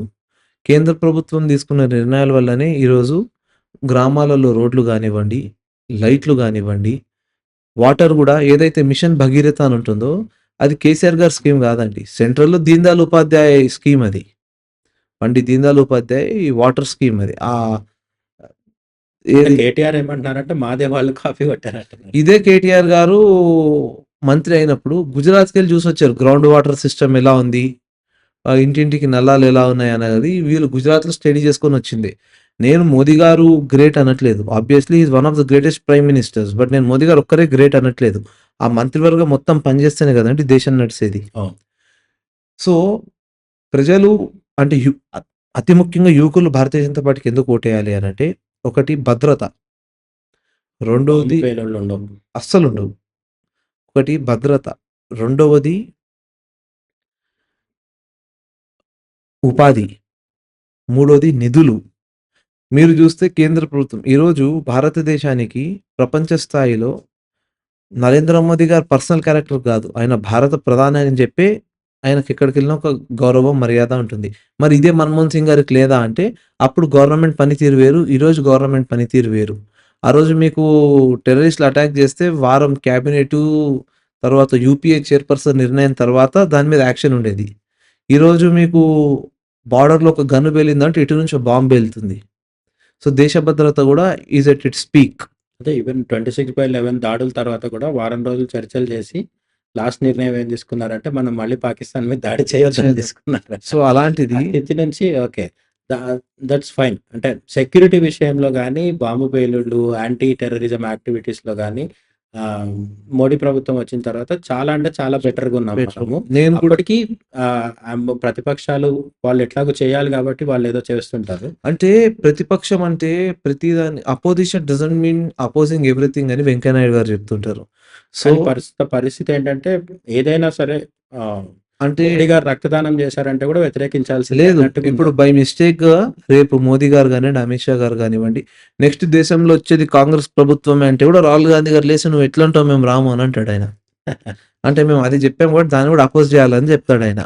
ఓకే. అలా యువకులు ఓటేయడానికి ఫస్ట్ భద్రత, రెండోది ఇది ఉపాధి. ఉపాధి అంటే దేశంలో ఈరోజు ఉపాధి అంటే సెల్ఫ్ ఎంప్లాయ్‌మెంట్ అనేది కూడా రేట్ చాలా పెరిగింది. India is now hub for startups. అసలు ప్రపంచంలో ఎక్కడ లేని టెక్నాలజీ ఈరోజు మన భారతదేశంలో యువకులు అనేది తయారు చేస్తున్నారు. దానికి స్టార్టప్ ఇండియా అని, ఎంఎస్ఎంఈ మినిస్ట్రీ గానివ్వండి, చాలా బూస్ట్ ఇస్తుంది. సో, యువకులు ఈరోజు ఒకటి భారతీయ జనతా పార్టీకి ఓటేయాలి అనుకుంటే, ఇంకోటి పొలిటికల్లీ యువకులకు అత్యంత ప్రాధాన్యత ఇచ్చేది కూడా ఒక భారతీయ జనతా పార్టీనే. ఈరోజు మీరు చూస్తే ఈ లోక్‌సభలో ఏ ఫైరీ స్పీచ్ ఇవ్వాలన్నా ఒక యువ నాయకుడే ఇస్తుంటాడు. యువ నాయకుడు గానివ్వండి, యువ నాయకురాలు గానివ్వండి. భారతీయ జనతా పార్టీలో మీరు చూస్తే యువ నాయకులు నాకు తెలిసి కాంగ్రెస్ గానివ్వండి, ఏ పార్టీ అయినా గానివ్వండి అన్నిటికన్నా ఎక్కువ యువకులకు ప్రాధాన్యత ఉన్న పార్టీ, యువ నాయకత్వం ఉన్న పార్టీ బీజేపీ. దానికి ఇప్పుడు మోదీ గారు దాని తర్వాత యోగి గారు గానివ్వండి, some group of chief ministers Bhajanlal Sharma, Mohan Yadav, మన ఛత్తీస్‌గఢ్ సీఎం విష్ణుదేవ్ సింగ్, దియో వీళ్ళందరూ గానివ్వండి, దేవేంద్ర ఫడ్నవీస్ గారు గానివ్వండి, మన హిమంత బిశ్వ శర్మ గారు గానివ్వండి, రేఖా గుప్తా గారు, హర్యానా సీఎం నాయబ్ సింగ్ సైని గారు గానివ్వండి, వీళ్ళందరూ ఎవరిని చూసినా young people. Already young people ఉన్నా గానీ అంటే they are not even cross their 55. So, they are below 50. So, వాళ్ళున్నా గానీ స్టిల్ థర్డ్ జనరేషన్ నాయకత్వాన్ని కూడా ఈరోజు భారతీయ జనతా పార్టీ ఆల్రెడీ నిర్మాణం స్టార్ట్ చేసింది. దాని ఎగ్జాంపుల్ తేజస్వి సూర్య గారు, అన్నామలై గారు అండ్ ఢిల్లీలో రోహిత్ చాల్ అని ఉన్నాడు ఒకాయన. డిసు జనరల్ సెక్రటరీగా పనిచేసి, ఇప్పుడు యువ మోర్చా జాతీయ ప్రధాన కార్యదర్శిగా పనిచేస్తున్న వ్యక్తి. When it comes to our own state Telangana. Ladakh X-MP గూడా ఒకాయన ఉంటారు గదా! అవును. ఆయన బీజేపీనే గదా! అవును. అక్కడ గూడా అంటే జమ్యాంగ్ తస్రింగ్ ఏమో ఉంటుంది వారి పేరు, సబ్జెక్ట్ టు కరెక్షన్. వారు గానివ్వండి, our ఓన్ స్టేట్ తెలంగాణలో చూస్తే మీరు PM Sai Prasad national treasurer గారు గానివ్వండి, ఇక్కడ యువ మోర్చాలో రాష్ట్ర అధ్యక్షుడిగా పనిచేసిన సేవెళ్ళ మహేందర్ 17 ఏళ్ళు విద్యార్థి పరిషత్‌లో విద్యార్థి రాజకీయాలు, విద్యార్థి సమస్యల మీద పోరాడిన వ్యక్తి ఈరోజు యువ మోర్చా రాష్ట్ర అధ్యక్షుడు ఉన్నాడు. అలా మీరెక్కడ చూసినా యువకులకు ప్రాధాన్యత అనేది చాలా ఎక్కువుంటది. మీరు పార్టీ స్పోక్స్ పర్సన్‌లో తీసుకుంటే అమర్నాథ్ సారంగుల గారు గానివ్వండి, కిషోర్ పోరెడ్డి గారు గాని వీళ్ళంతా యువకులే. At the same time they are good entrepreneurs. So, బీజేపీలో ఉన్న నాయకులు మేము ఇంకోటేంటంటే తెలంగాణలో గూడా జూసుకుంటే ఇవాళ రేపు ఇండస్ట్రీస్ అనేవి చాలా ఎక్కువైపోయాయి. యువకుడు ఒక ఇంజినీరింగ్ గ్రాడ్యుయేట్ గానివ్వండి, ఒక ఎంబీఏ పాస్ ఔట్ గానివ్వండి, ఎవరన్నా గానివ్వండి, ఇవాళ రేపు బిజినెస్‌లోనే చాలా ఇంట్రెస్ట్ చూపిస్తారు. ఎందుకంటే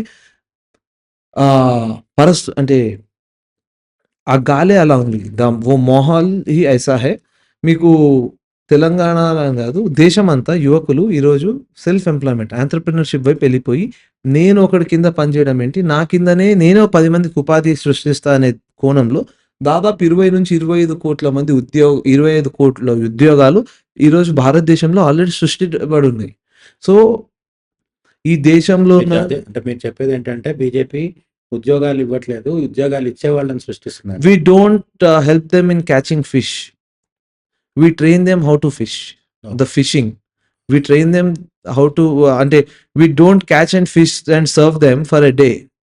Either we train them the thing of fishing so that every day they can feed themselves.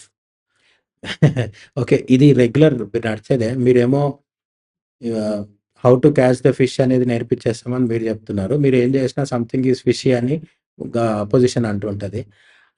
ఇది రోజు నడిచేది. బట్ తెలంగాణ అంటే ఇప్పుడు లేవు ఎలక్షన్లు గానీ, నెక్స్ట్ బీహార్ ఉంది. అవును. ఏమంటారు ఢిల్లీ అయిపోయింది. బీహార్ ఉంది. తమిళనాడు ఉంది. సో, ఇక్కడ గూడా డబుల్ ఇంజిన్ ప్రభుత్వాలు వచ్చే అవకాశం ఉందని మీరు అనుకుంటున్నారా? బీహార్‌లో అయితే డబుల్ విజయ్ ఇంజిన్ తరపున సర్కార్ మీరు ఎట్లాగో అనుకుంటారు. బట్ ఎందుకు? బీహార్‌లో అయితే డబుల్ ఇంజిన్ సర్కార్ ఖచ్చితంగా వస్తుందండి. ఓకే. అది మోదీ గారు మరియు నితీష్ కుమార్ గారి నేతృత్వంలో అక్కడ వండర్‌ఫుల్ డెవలప్‌మెంట్ ప్రోగ్రామ్స్ అనేవి ఇప్పుడు జరుగుతున్నాయి. బీహార్‌లో ఎప్పుడు గూడా సుశీల్ కుమార్ మోడీ పేరు వినిపించేది. అవును. అండ్ నితీష్ కుమార్ బీజేపీ కాదు గాబట్టి ఆయన కూటమిలో భాగంగానే అవును. ఆయన బీజేపీ నాయకుడు గాదు. బీజేపీలో అక్కడ వస్తున్న నాయకత్వం ఏంటి? అంటే ఇక్కడ బీజేపీ ఓటర్ల క్లారిటీ కోసం అడుగుతున్నా. అక్కడ సెకండ్ గ్రేడ్ అంటే నెక్స్ట్ నాయకత్వాన్ని డెవలప్ చేస్తున్నారా?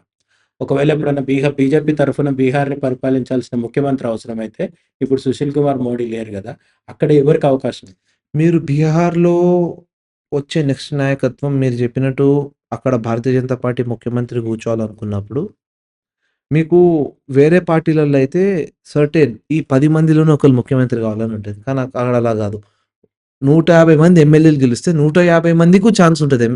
చీఫ్ మినిస్టర్ అయ్యే ఛాన్స్. ఛాన్స్ ఎవరికైనా ఉంటుంది. ఇప్పుడు కర్ణాటక అంటే మీరు తేజస్వి సూర్య అన్నారు. తమిళనాడు అంటే అన్నామలై అన్నారు.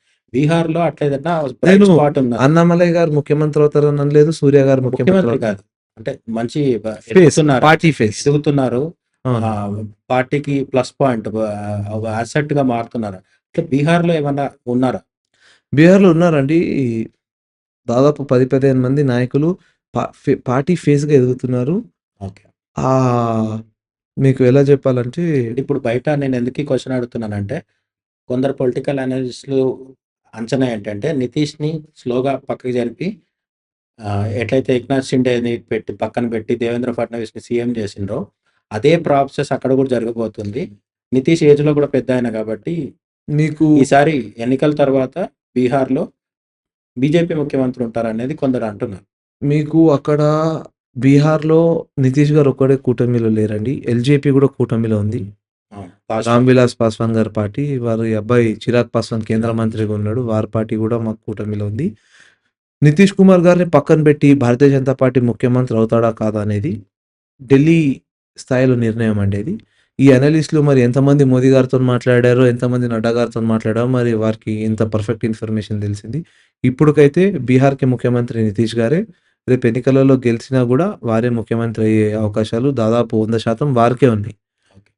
ఎందుకంటే మీరు చెప్పినట్టు మహారాష్ట్ర అయితే ఏక్నాథ్ షిండే గారి కన్సెంట్ మీదనే దేవేంద్ర ఫడ్నవీస్ గారు ముఖ్యమంత్రి అయ్యారు. అదేదో మేము ఏక్నాథ్ షిండే గారిని హర్ట్ చేసి వారిని సైడ్ చేసుంటే హి ఈస్ అంటే నాట్ ఎ మెంబర్ ఆఫ్.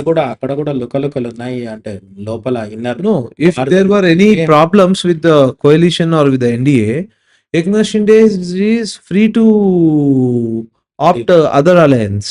ఆయన ఈ అలయన్స్ వదిలేసి వెళ్ళి వేరే అలయన్స్ లో వెళ్ళే ఛాన్స్ ఉంది. పిలుస్తున్నారు. నానా పటోలే వాళ్ళు పిలుస్తున్నారు కూడా ఆల్రెడీ సంజయ్ రావుత్ రండి మనం ఫామ్ చేద్దాం. సంజయ్ రావుత్ గారు ఎలా అంటే he is the head of the family for ఊసర్వల్లి.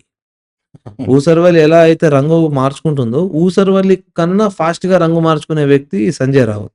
నాకు తెలిసిన వరకు సంజయ్ రావుత్ గారి సలహా మేరకే ఆ రోజు ఉద్ధవ్ ఠాక్రే గారు భారతీయ జనతా పార్టీని వదిలి అటు కాంగ్రెస్కి వెళ్ళారు. బాలాసాహెబ్ ఐడియాలజీనే భ్రష్టు పట్టించిన వ్యక్తి సంజయ్ రావుత్ గారు. హిందూ హృదయ సామ్రాట్ ఉన్న వ్యక్తిని జనాబ్ బాలాసాహెబ్ వరకు తీసుకొచ్చిన వ్యక్తి సంజయ్ రావుత్. ఓకే. సో మహారాష్ట్రలో కూటమి ఎన్డీఏ కూటమి పర్ఫెక్ట్గా ప్రభుత్వం నడుపుతుంది. అజిత్ పవార్ గారు కానివ్వండి, షిండే గారు, ఏక్నాథ్ షిండే గారు కానివ్వండి, మన దేవేంద్ర ఫడ్నవీస్ గారు, ముగ్గురు ప్రభుత్వము కూటమి సమిష్టి నిర్ణయాల మీదకు మహారాష్ట్ర అభివృద్ధి కొరకే వాళ్ళు పనిచేస్తున్నారు. అక్కడ ఎలాంటి లుకలుకలు ఏం లేవు.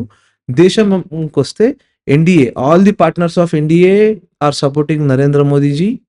మీకు అందరి ఒపీనియన్స్ తీసుకొని ఆ ఒపీనియన్స్ మీద ఒక నిర్ణయం అనేది తీసుకోవడం జరుగుతుంది. ప్రతి ఒక్కరు కన్సెంట్ మీదనే నిర్ణయాలు తీసుకోవడం వల్లనే యూపీఏ లాగా ఏ రోజు పడితే ఆ రోజు బయటికి వచ్చి ప్రెస్ మీట్ పెట్టి మీరు ఈ డిఫెన్స్ డీల్ చేస్తే మేము పార్టీ అలయన్స్ నుంచి బయటకు వచ్చేస్తామని చెప్పే పరిస్థితి అయితే ఈరోజు లేదు.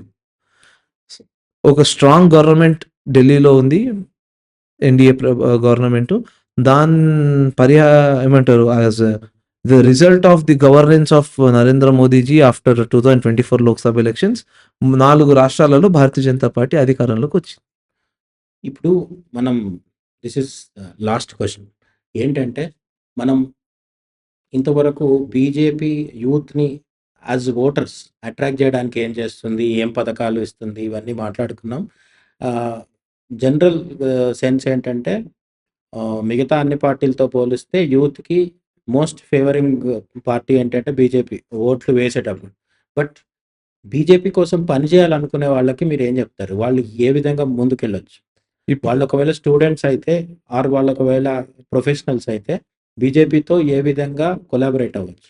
ఈరోజు మీరు విద్యార్థులు అంటే నన్నే ఎగ్జాంపుల్గా తీసుకుంటే నేను బీఏ పొలిటికల్ సైన్స్, ఎల్ఎల్బి 2 చేశానండి. నేను బీఏ పొలిటికల్ సైన్స్ చేసినప్పటి నుంచి ఏబీవీపీలో పనిచేసిన వ్యక్తిని.